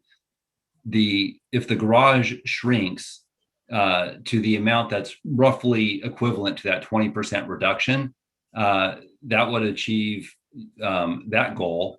But I would think that we'd still want to require as a condition of approval some off-site parking to account for those spaces, because we're reducing the garage to address the trees and to address other impacts, but we still want them to be able to park and perhaps shuttle into the facility. So I would imagine with B, there would be if the subterranean garage was allowed to go forward and explore that, there would be a corresponding condition that we would want to add to the entitlement that says applicant shall provide at least 20% off-site parking spaces to make up for that reduced subterranean garage. I think with where it seems council is on this issue, just kind of reading the tea leaves of what I've been hearing from my colleagues, I don't think we've reached the point of consensus on the parking facility. I think the idea of this reduced parking garage is an interesting idea, but it hasn't been studied. It hasn't been fully vetted. The public hasn't had an opportunity to weigh in on it. And so I don't want to, if I was forced right now to make a decision, I'd have to go with the one that I know, which is the non-underground parking facility, since we haven't had a chance to really dive into this reduced underground parking facility. But I think this is something that's worth exploring, because it's an interesting alternative that could address a lot of the concerns that have been raised, not only by council, but by the community as well. So that's not an area that I'm willing to modify this motion. Director Lake, I think you touched on what the implications would likely be of no underground garage. Can you delve a little into that a bit more and clarify what you understand would be the consequences of that for the project? Yeah, so I guess if there was no garage, then there's a couple of things that come into play. One is, so where's the parking going to go? And one alternative was to look at the two homes on Emerson. And, we've moved away from that because of some of the neighborhood impacts and resident concerns about just having that block have one home and the rest of it be Castellea. And the other issue is, I think, and I'd like the applicant to speak to this, but it's my understanding that could significantly impact the playing field, which is already not a regulation, field for the sports that they support.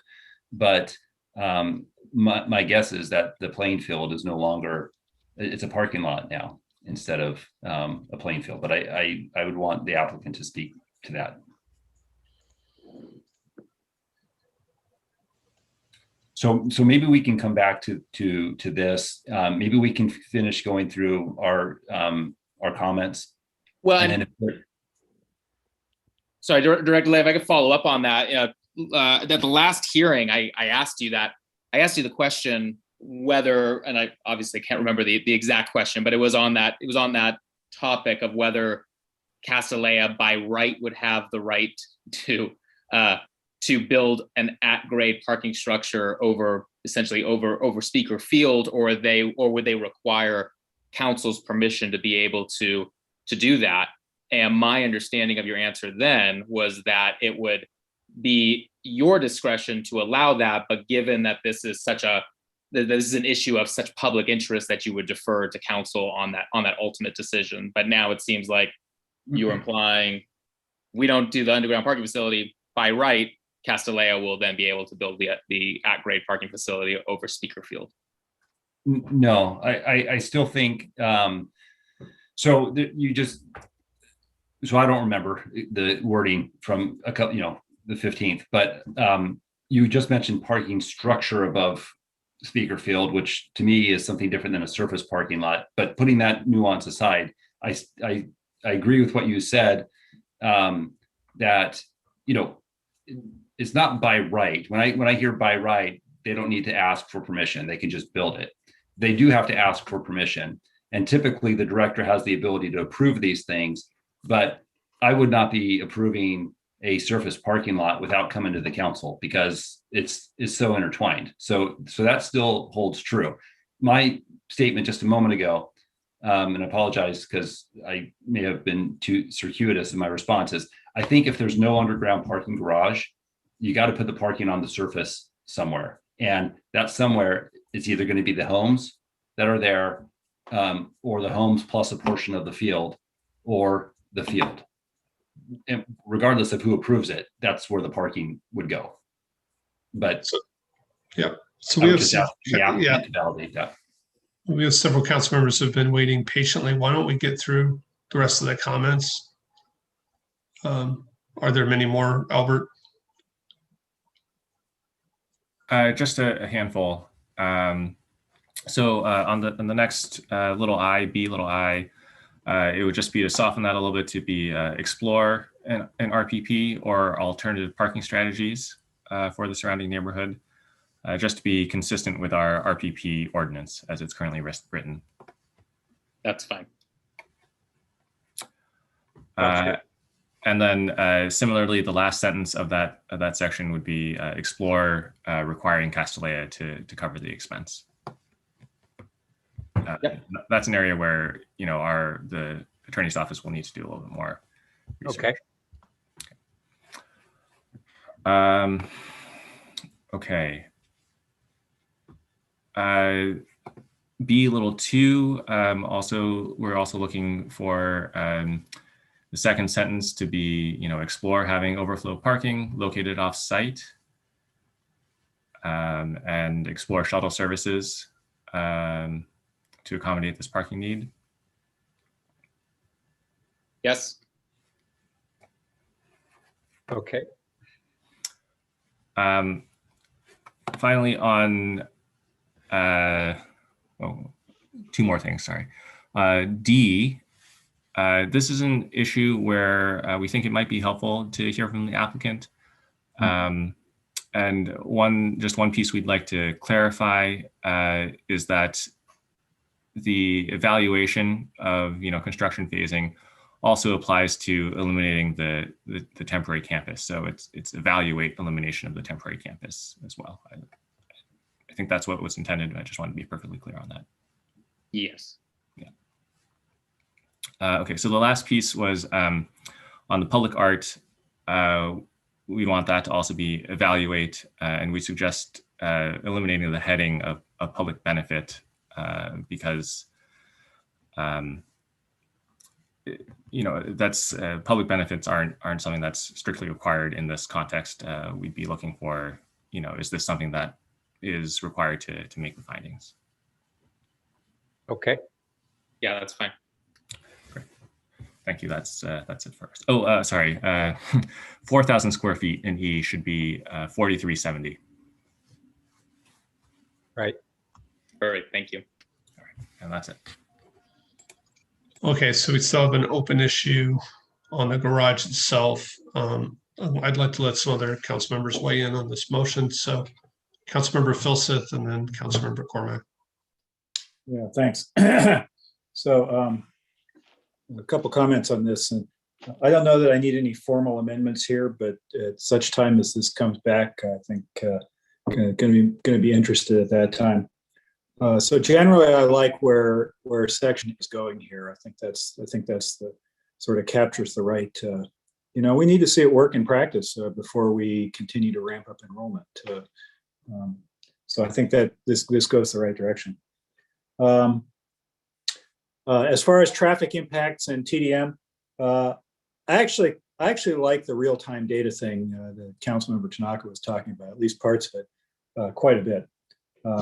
And I am aware of the pitfalls of just dropping raw data on people. But, we're a nerdy town. I think we can handle it. So I think we ought to pursue that direction a little bit. A2, as with the mayor, I'm not super excited about that, although I do prefer the reformulation that focuses back more on traffic and transportation. I don't think the city negotiating public benefits is the right frame of reference for this. And also I worry about straying into helping a private enterprise run their business, which is a place that I think we as government probably should try to avoid if we can, legislating grocery store locations and whatnot. The garage. I don't know if this will be helpful or not, but your initial reaction on the garage is an 80-car underground garage in a residential neighborhood. What? But there's clearly pros and cons. So I think it's important to go back again to the explicit variance criteria, which is public health, safety, general welfare, and convenience. And still thinking about the garage in relation to that. Our temptation here is to weigh this as a garage or a surface lot, which is the lesser of two evils. But I think that's a false choice, because if both are unavoidably negative on public health, safety, general welfare, and convenience, then the answer is neither one is feasible, right? And again, as Castellea expands, what it's really running into is not really so much the city council per se, but sort of the basic physics of destination schools in residential neighborhoods. And I think we need to keep that in mind, because what we got here is a highly constrained problem. And what we're really looking for is there a solution slouching towards us that satisfies all those constraints? And I think that's the real question here. And we need to keep that in mind. Thanks. Councilmember Cormack. I was actually just slouching, so thanks for that, Councilmember Filseth. I'm like, oh, okay. Late hour. The mayor called this workable. There's a lot in here. I thank Councilmember Stone for getting it started. I continue to have some concerns here. I appreciate the change in wording for A. I guess one thing I don't understand, and perhaps staff can help me, I thought the existing conditions only allowed them to add students if they had met the no net new trips. Did I miss something in the existing conditions? That's correct. So what does this do then? What is staff going to do differently with this instruction? I think we understand it to mean, take a closer look at how we can, strengthen the sorts of standards that they need to meet, and specifically require that they are meeting those standards in between each enrollment increase. So less about the stepwise process, which already exists, and more about what are the actual gates or hoops they have to jump through to get there. Correct. Okay, that's fine, I guess. A lot of very strong penalties have been thrown out tonight, and I would not support some of them that have been mentioned. So I'll be looking to see what comes back in AI. In A2, I don't understand why we should be in charge of who they admit. I think modifying it so that it's within bicycle distance it's still problematic for me. I don't think that's our business. Parking. I am supportive of us considering an underground parking facility. I think having it be slightly smaller to preserve trees is, a potential solution to some of the impacts we've heard. Having reviewed the no garage alternative, I think there are too many other impacts there that I would not be supportive of. I don't understand why we have BI. And if there were a parking problem in the neighborhood, surely by now, before it got to us, this already would have been in there. Can the maker and the seconder please explain to me why we need to consider a parking? I've heard about traffic, but I haven't heard much about parking problems. Well, go ahead. Sorry. Go ahead, Vice Mayor. So the overflow parking was really the genesis of a lot of the neighborhood concerns on the over enrollment, and so this creates a backstop there, and it actually had come up some, and this is the way that the neighbors are given an option on how to assure that there's not park and walk within a block or two of the neighborhood that circumvents the intent of the CUP. Don't they already have the ability to apply for an RPP if there's a problem? Well, they do, but this brings it into the context of the council establishing that they're receptive to it. RPPs have gone through various processes. So this brings it to the forefront as an alternative for them to apply for. I don't find this adds a lot, except for the last part requiring the applicant, requiring the applicant. So I guess that's fine. B2, shuttle service tree protection, C. So this now, as written, is the third version. Now is the intent that all protected trees will be preserved? Absolutely none of them can be moved? Or removed? Well, I guess I didn't notice that the last part of that sentence was removed. That it was regarded to the extent possible, but I mean that is the spirit of it is for staff and our arborists to do everything in their power to be able to preserve protected trees on campus. Okay, but that's not what that says. So, oh, there we go. I agree. So, all right. There we go. Perhaps to preserve as many protected trees. Can't help it. Wordsmithing a little bit. That's just more clear to me if the maker and seconder are fine with that very minor change. That's fine. Okay. All right. Evaluate, phasing, eliminate. Okay. Again, I think the clerk might need one more word in here. Oh no, they've got it. Evaluate elimination of the need. Fine. I guess I'd be willing to see that. I don't understand. I'm sorry, my time is up, but Mr. Mayor, may I continue? There's just a lot here. Thank you. I don't understand the concern about the massing since the Architectural Review Board has already approved it and it will be smaller. So what is the concern about the massing?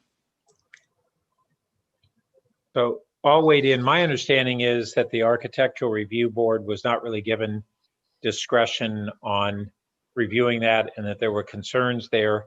But what we have is one building in what is essentially, we're trying to have a compatible school within an R1 neighborhood that is a block and a quarter of one solid building. And that's really not compatible in terms of that at look and feel and massing. This is not intended to be prescriptive of what should be done. It's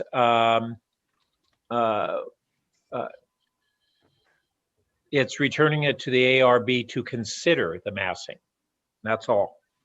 Okay, in my review, I recall the ARB being pleased with the second time it came back, because there was, I don't know what the word is for it, but there was some division in the middle that introduced more flow. So it has to go back to them anyway. And if they want to reconsider the massing in the context of the reduction, that's fine. But they've made the findings that it's compatible. So I guess you can ask them to make it again.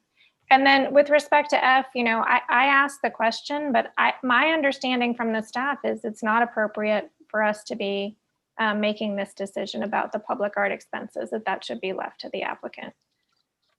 Is that right? Did I understand that correctly? That's what our current ordinance provides. That's right. Okay, so I don't think when we get to voting, I guess I'll ask for some things to be split just for clarity. Thank you. Well, let me just add to that. This is evaluate, and my understanding was that that would be in part with concurrence of the applicant. My guess is the applicant probably heard us, and I would be more comfortable sticking with our rules. This says evaluate, it doesn't determine. It says evaluate requiring, Vice Mayor, and I heard from staff Then I don't would do be that. fine with deleting the word requiring if the maker is. That's fine. All right, Councilmember Coop.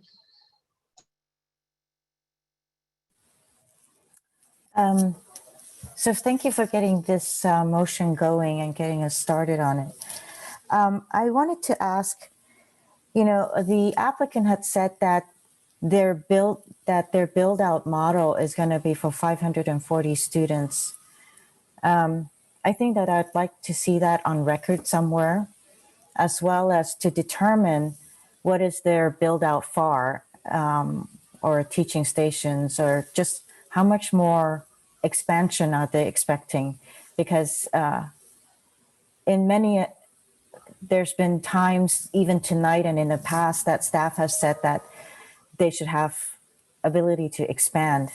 I guess I would want to know how much more are they thinking about expanding, or what the staff mean with it. But I would like to have a running record of the build out model so that it's on record, especially as council members transition out.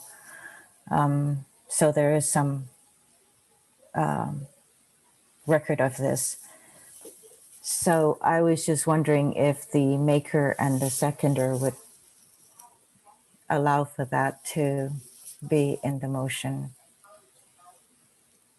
I'm not quite certain what you're asking to be added.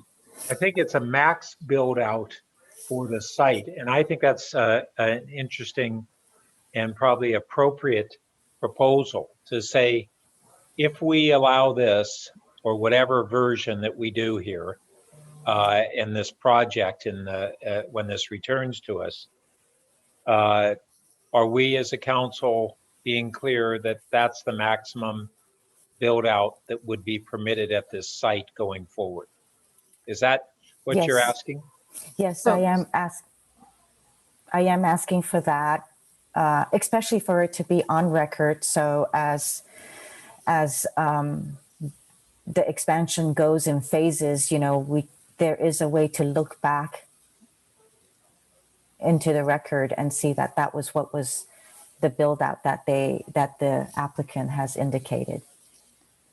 I would be personally receptive to that. I'm questioning, maybe Molly looked like she was ready to jump in here, whether that would be appropriate for us to add on as a condition when this returns from the remanding, or at this time, or were you wanting to speak to that, Molly? Yes. So council it's perfectly appropriate for council to make a policy statement about that topic. But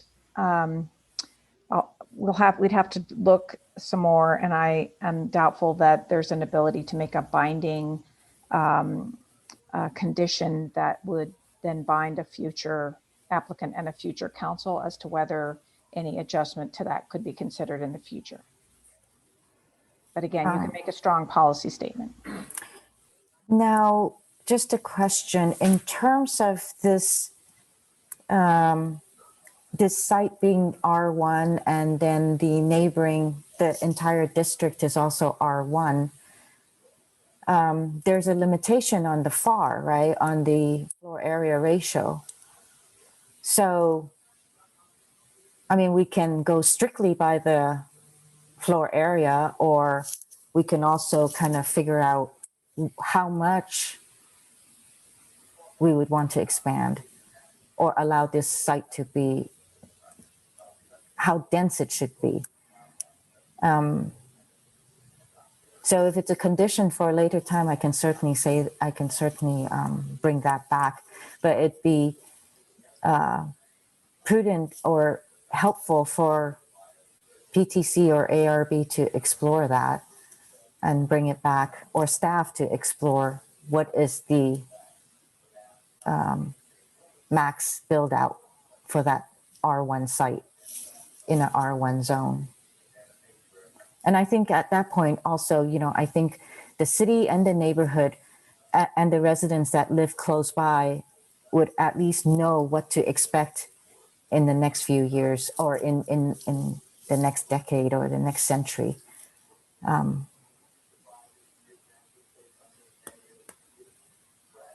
So Molly, would it be appropriate for asking the maker and the seconder to include here, or to come back later with it? I think we should look at the legal issues surrounding a condition like that. So we could explore that, and then yeah, I would want to have a little bit of time to look at that. So would I make? So would you? So would the maker and the seconder accept a friendly amendment G for staff to explore the legalities around having a maximum build out? Yeah, I'm fine. I'm fine with that. I was hoping that kind of like the spirit of B and kind of included the need for staff, and yeah, for staff to consider the FAR impacts and issues. But I'm fine if you want to add additional language to make it clearer. Yeah, and I think exploring that is the right level, and I think it adds something beyond what we had in the previous sections. So I'm receptive to it. Maybe, yeah, direct staff to explore. Okay. Thank you. Also, I was gonna ask if some of the things that would help with decision making is more information. So some of the things that would be nice for staff to provide when they return, or even provide to PTC or ARB, is what are the suggested or recommended student per acre density at these sites, right? So what is the appropriate number of students per acre? Well, I think if we've added G and A, we've really established those boundaries already. Okay, thank you. So I don't know if I need to, because staff tonight provided the square footage, existing square footages, but I'm actually not quite satisfied with it. And I would really prefer to know for sure through an independent third party vendor, what is the actual floor area measurements of the existing below and above grade buildings. I think that we already voted on that one. That was part of the motion that staff already has. Yeah, I'll just clarify. We just went through our own records just to double check it, but it's always been our intent to follow through on the council's direction from last meeting to have those numbers verified in the field more accurately. So we will do that. Okay, thank you for that then.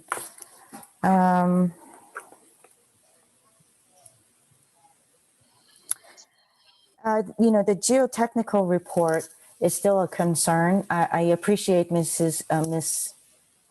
Wall. Is it Miss Wall? I'm sorry, I got her name wrong. But I appreciate her talking about the geotechnical report, but I would still like an updated one in order for it to go through to use as evaluation versus one that is out of date. Is that something that the maker and the seconder can include? Yeah, I have no objection. I'd like to hear from staff on that. Yeah, and maybe Ms. Wah, if you're still around, you can help us with that. We don't believe that's necessary for the city council to make a conclusion on the environmental impact report. Ms. Wah, do you want to? Well, then maybe so. I'll leave it at that. Maybe, Vice Mayor. Well, Lydia, how much more do you have? You're out of time. Oh, okay. Can I come back? I actually have two more. If you can be quick. Okay, please. so there's the geotechnical report that I still need to know. There's also, I'd like to see more of the CUPs from other private schools to be provided. We have one that was very good, it's Archer, but I'd like to see more of those so that we can evaluate it and know what other private schools are doing. Then we've not addressed events, and I think that I would like to propose that staff and PTC evaluate the 5 major events that's listed, but also a range of between 50 to 70 other events per year and no Sunday events. So on the events, would maker and seconder accept? Yes. Assembly? Yeah, I think within the range, as opposed to stipulating a certain number. Between 50 and that they 70? evaluate the range. So. Sorry, can we see that one? Is that one captured? Is there nothing covering events in the motion? I know. No, I think this would be H. So Vice Mayor, you were saying something about a range. I didn't hear you clearly. I was referring to your comment on that. I think it's better if when we remand it to boards and commissions and staff that we ask them to evaluate within some kind of a range as Right. opposed to, yeah, a trying range, to decide a number. a range of 50 to 70.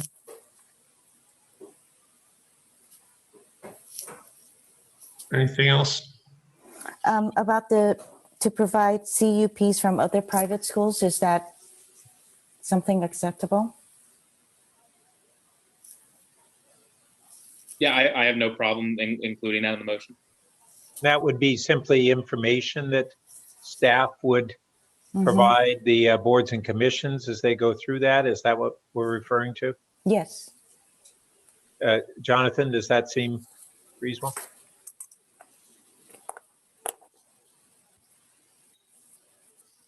Sorry, you're muted. Sorry. Yeah. So for the city and for surrounding jurisdictions, it's my understanding we can compile that information and make it available. Okay. Thank you. That's it. My time is out. Councilmember Tanaka. I don't know if you guys ever taken computer science, but there's something computer science called infinite loop. I'm not sure if you heard that term before, but it's kind of thing when the program kind of goes back on itself. And what I wonder when I look at this, and I look at the kind of ambiguous moving targets, I wonder, are we on an infinite loop here, right? Like this project's been around, even before I was on council. And I look at this and I wonder, are we giving specific, concrete, clear enough direction? Or is this a infinite loop? And that's one of my concerns here, is that aspect. I get all of the kind of A through I kind of points that we're trying to do here, but it's, you got to mention you're running a school, and we're running on a city, and it's actually kind of hard to keep more metrics and targets we have to keep track of, the harder it is for us to actually enforce it and make sure everything is good. So I'm kind of concerned about the growing operational complexity of keeping track of everything here, A through I, and so I'm concerned about that. And I think really what we should do is go back to first principles, which is really what we want to do is we want to minimize the impact on the surrounding neighborhood, minimize the amount of traffic, minimize the amount of parking in the neighborhoods. I think that's really what we're after. And if they do that, and probably noise. I think noise is also a really legitimate one. And so I really think we should go more towards that and keep it simple and make this thing easy for us to measure. We just look at, what do the sensors say?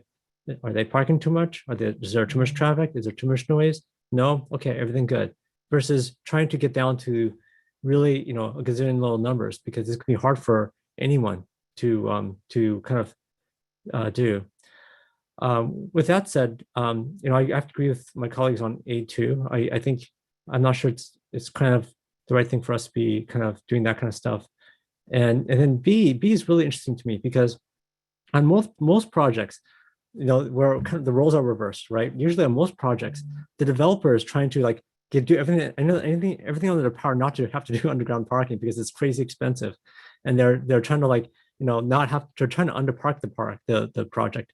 And then this one, what's really interesting, the council's on the other side. We're trying to get them not to do underground parking, which to me is kind of role reversal, right? Because usually the roles are reversed. Usually, we're trying to get them to do underground parking, so they're fully parking their project.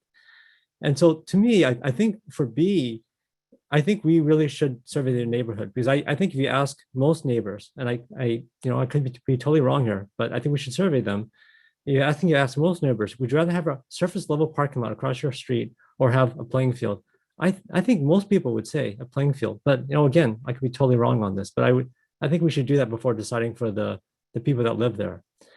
And then on C, I read that and I'm trying to think, well, how's that different than from the staff recommendation? Isn't that what tree protection ordinance is? How's that different from what is there already? So that's kind of makes me wonder. And then F, I have the same issue I have with A2. And then I guess what I'd like to do is, I know it's getting late for the applicant, but I'd like to hear the applicant's reaction to this. I think you've heard most people's thoughts on this. I'd like to just get staff's take on this revised. Yeah, after you're finished, I'm going to talk and then I'm going to go to the applicant. Okay. Well, I was going to use my time to allow them to respond, because I would like to hear that, and then I might be making a motion, but based on their response. Yeah, I will give them plenty of time to speak, but yeah, if you're done, I'll make a few comments and then I'll go to them. Okay. Okay, thanks. So I said this last time, a couple of weeks ago, this is a really large, complex project. I wish council would have had a chance to weigh in on some of these key decision points earlier. I know it may seem really late in the process, but this is the first chance council has had to see this project, and it's big, and there's a lot of detail. So just on this motion, on the TDM, I think I'm supportive of an annual review, and whether that's a report to council, again, I don't think it's subjective, but I do think what we're asking for is some kind of check-in. And we didn't really talk much about this TDM oversight committee that may accomplish this. I think we're really asking staff to look at a mechanism that is objective, but also has a review in the case that there are problems, and that it doesn't just proceed. On A2, I wasn't supportive before, but I think specifying the mode of travel makes a lot of sense. And rather than, it's not even that they live within bikeable distance. I think what we're really trying to say here is that the TDM conditions should specify people using biking, shuttles, carpools, and many TDMs do that. And so I'd like to encourage staff to focus on that. And it's late, so I'm not going to suggest a tweak to the motion, but I think that's really the point here is that we're asking for targets for walking, biking, shuttles, and a reduction on student single occupancy vehicle driving. And then on C, I think what we're saying, and maybe I'll look to the maker and the seconder, I think we're saying we want to save more trees than what came to us in the project. It's not the same thing as we've said before. And again, what I was hearing about possibly a smaller garage, again, there were a lot of trees that were not being moved, that were not being taken down, but they were going to be under stress. And there was, some analysis of how much of their roots were going to be removed. So again, I think what we're saying in C is we want to preserve protected trees. We talked, some of us talked about increasing the bond or the length of time.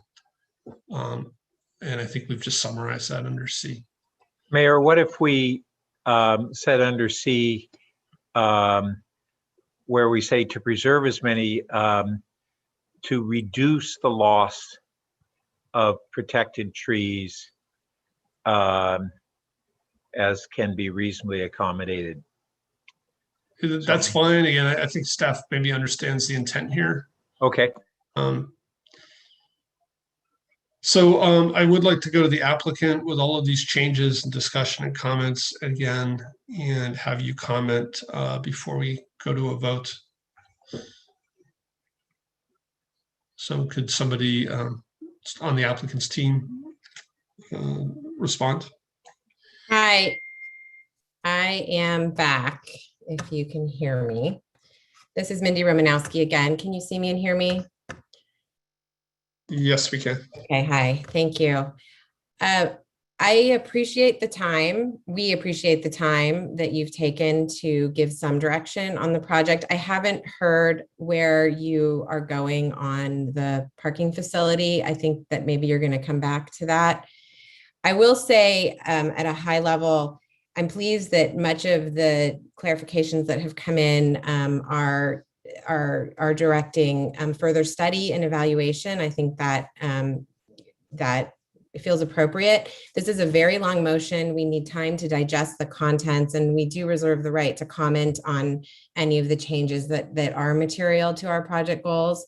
I will say, many of the things, and this is echoing a little bit of Councilmember Tanaka, many of the things that are in here have been, asked and answered. They're fully vetted in the record. Things like the massing of the project, the Architectural Review Board's recommendation, the phased construction of the project, the protection of the trees.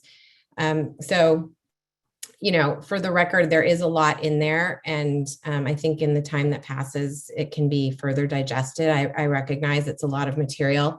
One point of clarification that just pops out to me as I quickly try to digest this language here in very small print on my screen. I do notice for the motion H, I think the events motion language, that you use the word events. I think you're referring, we assume we're going to be regulated for our special events. So I would like to just get clarity that this is regarding special events, 5 major events and 50 to 70 special events. Of course, that would constrain us significantly, but at least if it's special events, which are defined by staff, that helps with clarity there. And again, we reserve the right to provide further comment, going forward. And if any other changes are made this evening, of course, thank you for calling on us, and please do call on us again. Okay, thank you for that. So we do need to resolve this issue. I think we heard from staff that it's either kind of, I think we're proposing either reduced garage or no garage. I'd like to suggest that we split that language out and we vote on one of those alternatives. So I guess that's under B. So could the makers of the motion, decide on which way you would like B to read, and maybe we'll vote on B separately? Well, I mean, I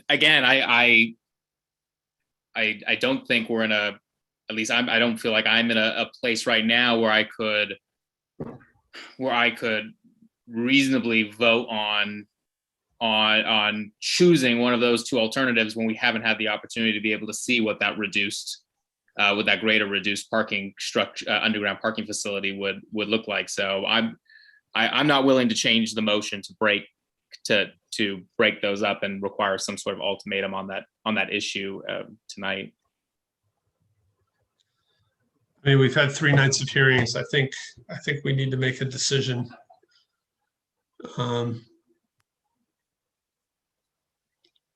Yeah, my understanding, and maybe Director Late wants to weigh in one more time, that without that clarity, it kind of, everything else is up in the air. Is that correct? Yeah, I'm sorry to put the council in this, situation. I know it's a tough, tough decision. But I feel for the project to move forward and for the residents in the area to have an expectation about how the project will proceed, I think it's an important issue to get clarity on. I might suggest, if there is the opportunity to carve it out, that you vote on whether there's support for a subterranean garage as the vote, as opposed to vote for no garage. And I can explain that reasoning, but if that opportunity were to be available. But you're suggesting vote for the, as worded here, the minimum of 50% of the underground parking would not, basically vote on that text amendment. Yeah, I guess, yeah. I guess my kind of concern here is that, again, the reduced garage hasn't really been vetted. The public hasn't had an opportunity to be able to weigh in on that particular alternative. And so I do feel like this is a fairly dramatic change from what the public has had an opportunity to be able to address, to be able to make that ultimate determination tonight moving forward. And that's why I like the idea of being able to explore the two options, to be able to then put it through the process for the public to be able to weigh in on that. Well, the public has weighed in on the larger garage. Yes. And so it's only a question of whether a reduced size garage requires that process at this time versus as it goes through this remanding. I mean, they're going to have that opportunity certainly at the Planning and Transportation Commission before it returns to us. Yeah. Councilmember Tanaka, I see your hand. Actually, I like the way that Director Late was headed, right? I mean, because I think either a dramatically reduced garage, like 50%, or no subterranean garage, basically surface parking, is a dramatically different project. It's like a total reset of this whole project, right? It's not like a little tweak. It's not like we're changing a window, right? We're changing. It's an entirely different project. And I mean, I think if it's slightly less, like 5% less, that's one thing. But we're talking about 50% here, and it's almost like a total redo of the project. I can't imagine how it's not. So maybe the first thing is, rather than specifying the percentage, maybe we could go what Director Late was headed, which is have the option of, okay, subterranean parking or surface parking, something like that. And then we could get into the percentages later versus 50%, because 50%, I think that's a basically, I think the school has to go back to the drawing board, right? And redo everything. So I don't know. I don't I'm know. sorry, to clarify, it's not a 50% reduction in the garage size. It's 50% of the required parking would be allowed in an underground garage. Those are not the same thing.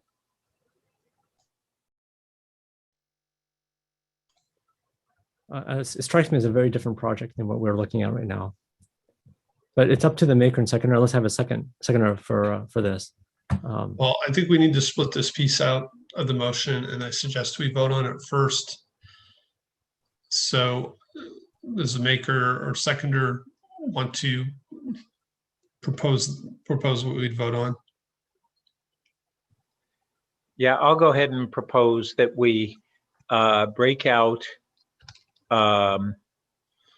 the first section, or the main paragraph under parking, B, and vote on that separately as the proposal. And that would require either the maker to agree to voting on that separately, or another seconder, if I understand it correctly. Yeah, so do we have a second for this? So I'm not clear about this. It still states to review both a non-underground facility or a. Oh, I'm sorry. Yeah, you're correct. That then if we're pulling it out, then for purposes of this vote, initially it would be to just review the underground parking facility with the following. Correct.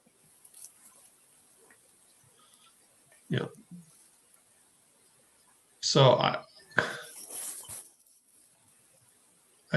think we need to vote on this. So I'm hoping if nobody seconds this, then I guess we could vote on the alternative. Councilmember Cormack. Mr. Mayor, do we possibly have another way to handle this? I don't recall in our policies and procedures. Is there a method by which we could table this, establish a new motion that is just, is an underground parking facility available, I'm sorry, I don't even know what the word is anymore, allowed? Because this actually has embedded in it the reduction.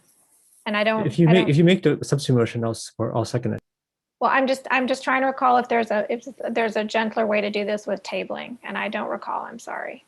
Perhaps you or the city attorney does. If we have a more elegant way to do this. So Yeah. Again, what I'm hearing from council is not wanting to replace this entire motion, but we need to answer this question. That's what I'm attempting to do in some method. I'm just responding to Councilmember Tanaka's substitute. I don't think that's what we would trying to do here. I think Molly, Ms. Stump, did you have some way to help us? I think tabling involves the whole topic, so you don't want to table it, but you could make a substitute motion that's narrower. I think that's where Councilmember Tanaka was going. There's room because there's only one motion on the floor for another motion, so you could make a substitute motion on this topic alone, which could then inform addressing the base motion that you would then return to. Could we also just split this out? Yes. I mean, I think that's what we were attempting to do here, was to split it out. And so this would actually become A, and we would vote on A first, or does that matter?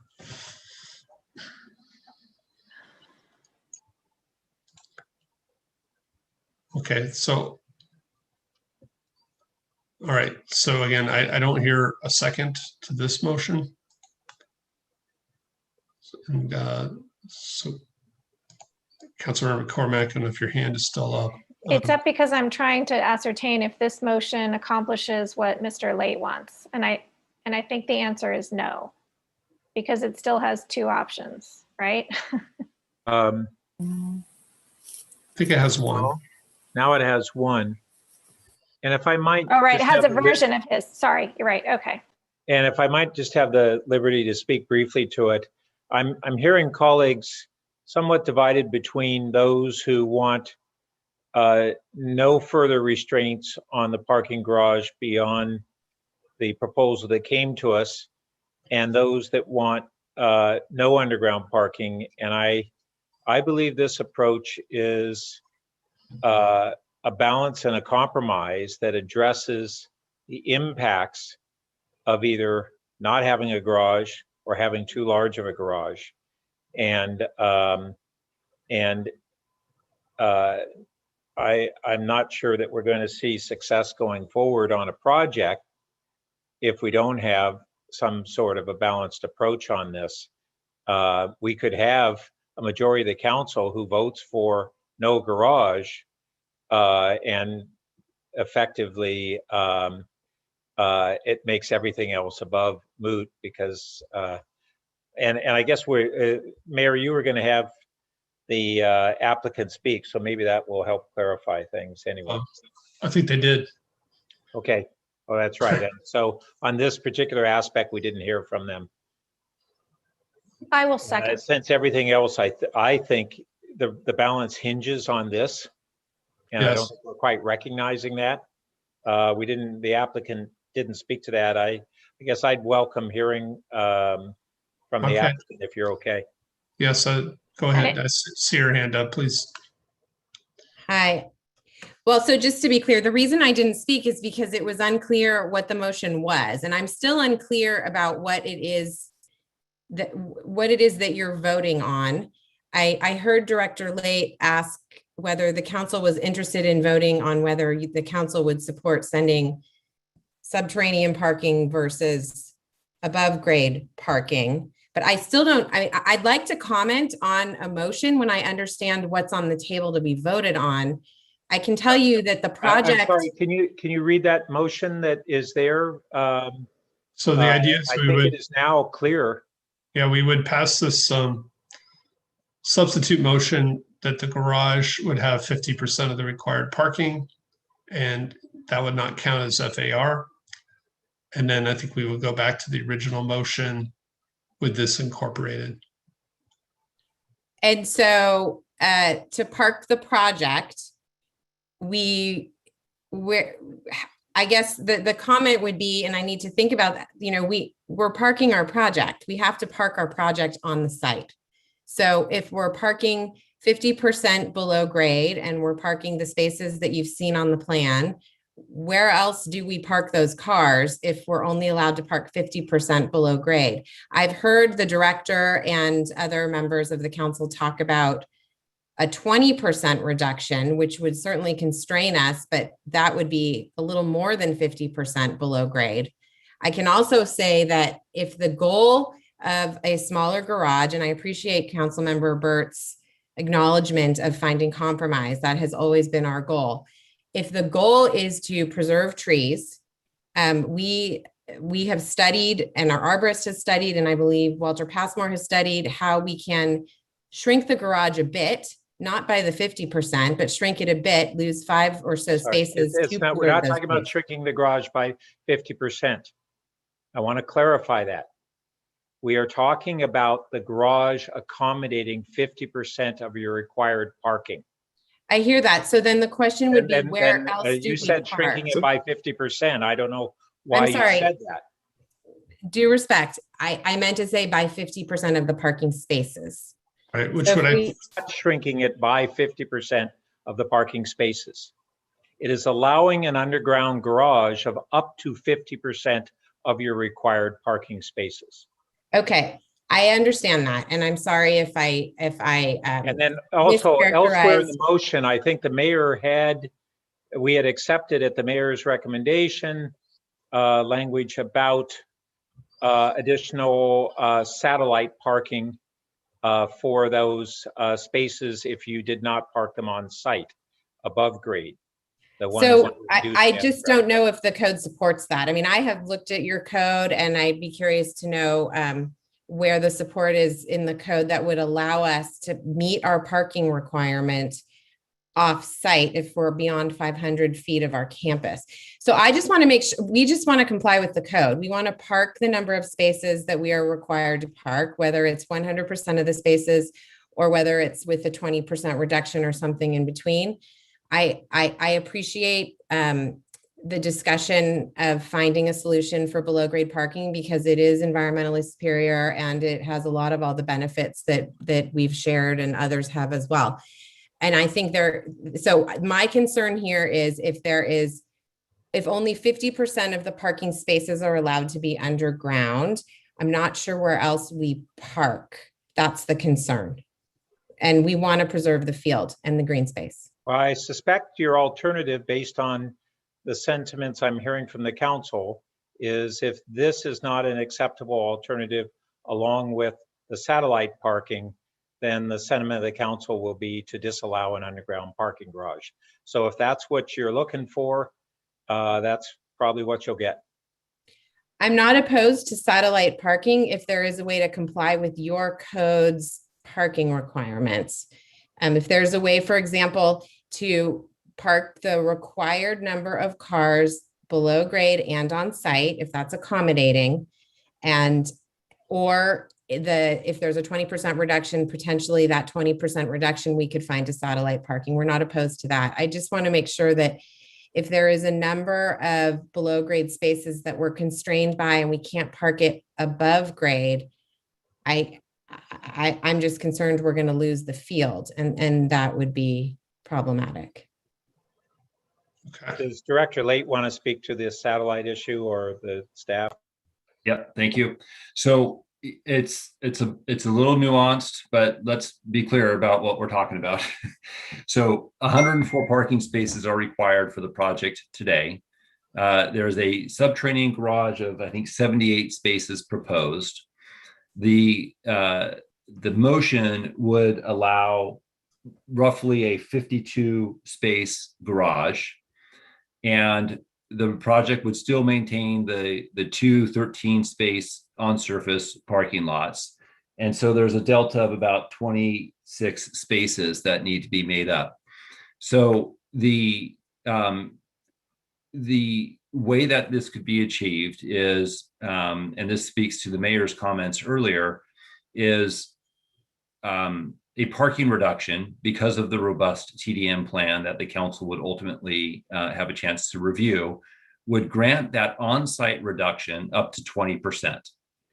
And then as a part of a condition of approval, we would have this requirement, this condition that requires the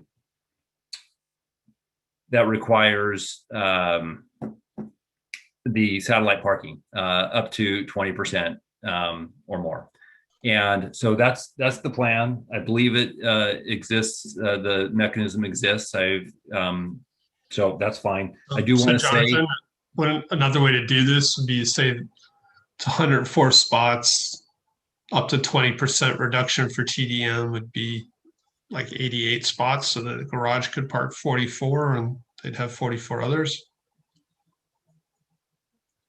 I don't. No, that wasn't the intention of the. Yeah, that's not how I'm understanding the motion. I just want to add one more comment. So a 20% reduction to 104 takes us to about 21 spaces. So I would ask that the council allow for a 5 space, consideration as we sort of work through the details there. Maybe the garage is, 50% plus, a small percent, 1% or 2%, whatever it does to make it happen. We just don't know. We're still trying to figure that stuff out. Anyways, that's the motion.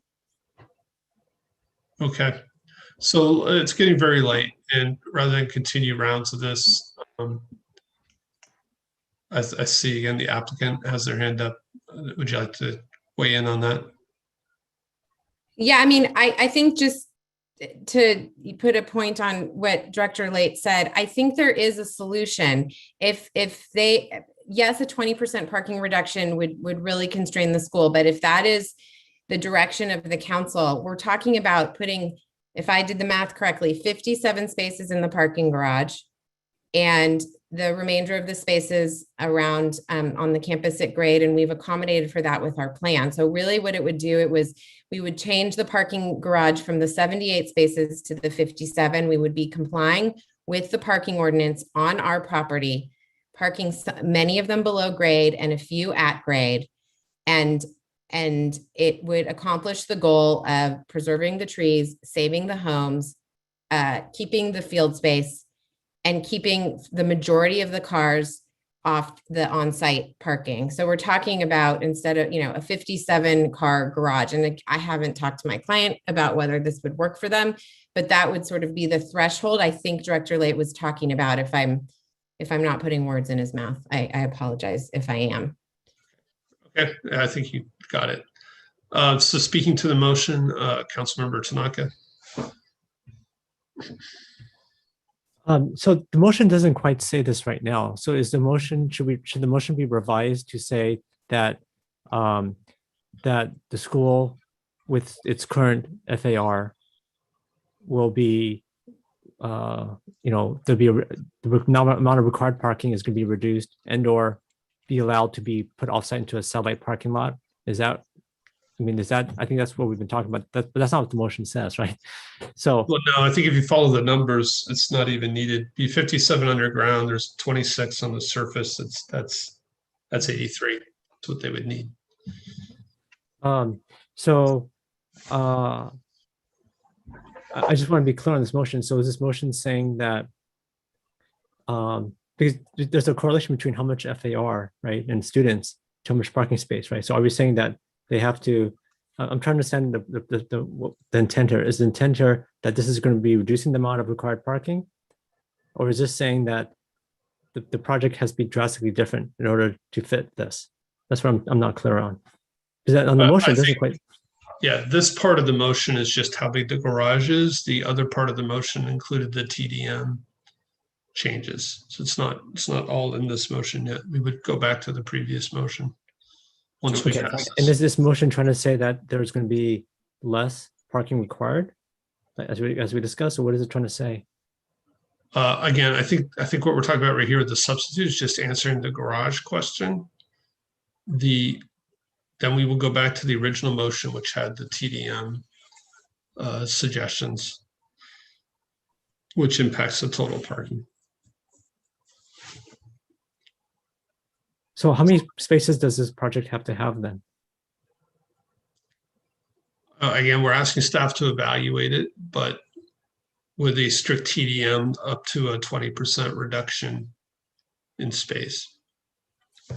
So roughly 83 spaces on site, and there'd be some 26 spaces off site, somewhere around those numbers. Okay, but that's not what the motion says. That's what is confusing me. So I understand your confusion, and I think this motion is really just asking the question: is there tolerance on the council to permit a subterranean garage?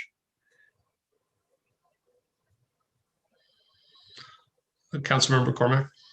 Just thought perhaps I'd speak to my second briefly. Sure. The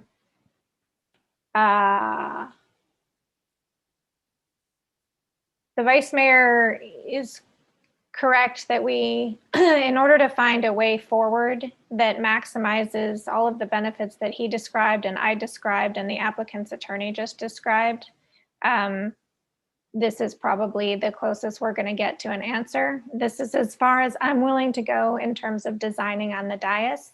And keep in mind, this is going back to PTC. The PTC could say, you know what?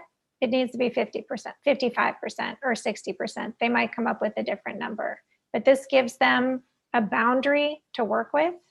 And I think it achieves the project goals overall. Okay, unless there's anybody else, I'd suggest we go ahead and vote on this. And then once we complete this, we'll go back to the rest. And I think where we are in the batting order is Councilmember Filseth.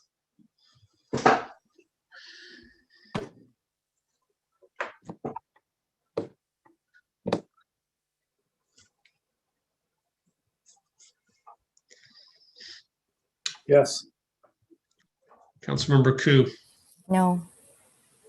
Councilmember Stone, No. Councilmember Tanaka, Yes. Vice Mayor Burt, Yes. Councilmember Cormac. Yes. This is probably one of the hardest votes. I'm going to vote no, but that passes on a 4-3 vote. So let's incorporate this back into the original motion.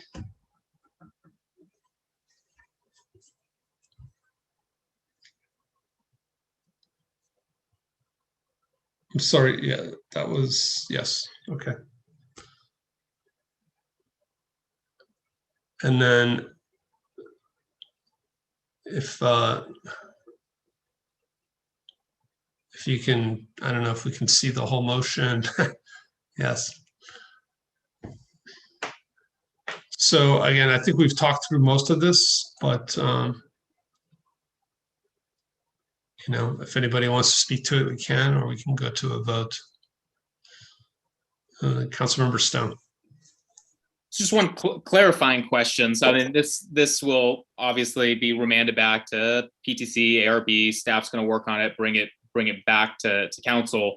And I mean, at that point, when we have been able to really further examine the underground parking facility that's being proposed here, at that point, we still have the option of saying no and moving forward with a no underground parking facility, or the alternative, if council members look at this and go, no, this isn't accomplishing what we need a larger underground parking facility. I mean, that still opens that door there. I mean, this is more of just kind of a process question, I think, for really the kind of the public to better understand. I think, again, we're trying to give our best direction so that we get a project that we would approve.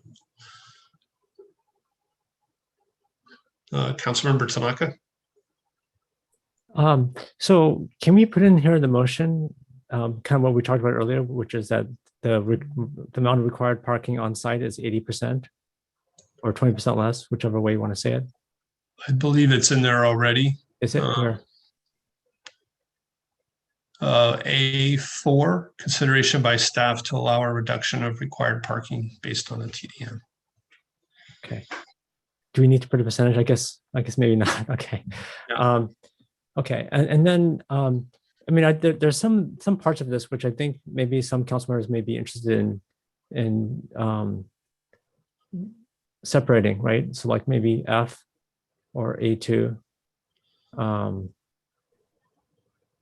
Yeah, but I guess question to city attorney, this is all evaluate and remand back to ARB and PTC. Like, it seems like we're sending back a bunch of direction as a package. Does it really make sense to split any of these items?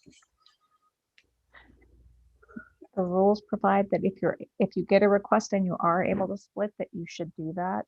And I think it's a little hard to be global because there's a lot of pieces here, but I suspect that most of it can be split out into individual votes. I'm not sure most of it can. I mean, it would kind of fall apart, I think, but maybe some of it can. But I guess I'd ask council again, a lot of this is evaluate. There's nothing in here that's solid. So Greg, is there anything particular you want to really split out? How about F? Okay, I'll split out F.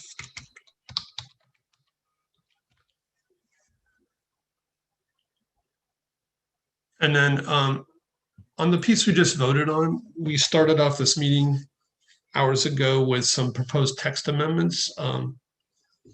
Again, my understanding is that we are saying that we will allow underground garage in R1. Are we including staff suggested language of on a 6-acre site with a historic building, or to make this clear that this is applying in this particular case?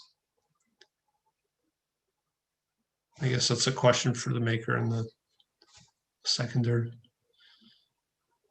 Yeah, it seems reasonable. I don't know whether we need to incorporate it in the motion or not, but I think it's good in principle, or we could allow staff to just come back with appropriate language. I'm good either way. Okay. I mean, I hope staff, after all this tough decision making, we're not trying to set a precedent for all of our one here tonight. Okay, I'm going to suggest we go ahead and vote on the motion. So we'll be voting on, I guess we'll be voting on everything except for F. And we'll start with Councilmember Koo. Yes. Councilmember Stone. Yes. Councilmember Tanaka. Yes. Vice Mayor Burt. Yes. Councilmember Cormack. Yes. I vote yes. And Councilmember Filsa. Yeah. All right, so that passes on a 7-0. And now voting on item number F, Councilmember Stone. Yes. Councilmember Tanaka. No. Vice Mayor Burt. Yes. Councilmember Cormack. No. I will vote yes. Councilmember Filsa. No. Councilmember Koo. Yes. Okay, so I think that passed on a 4-3 vote.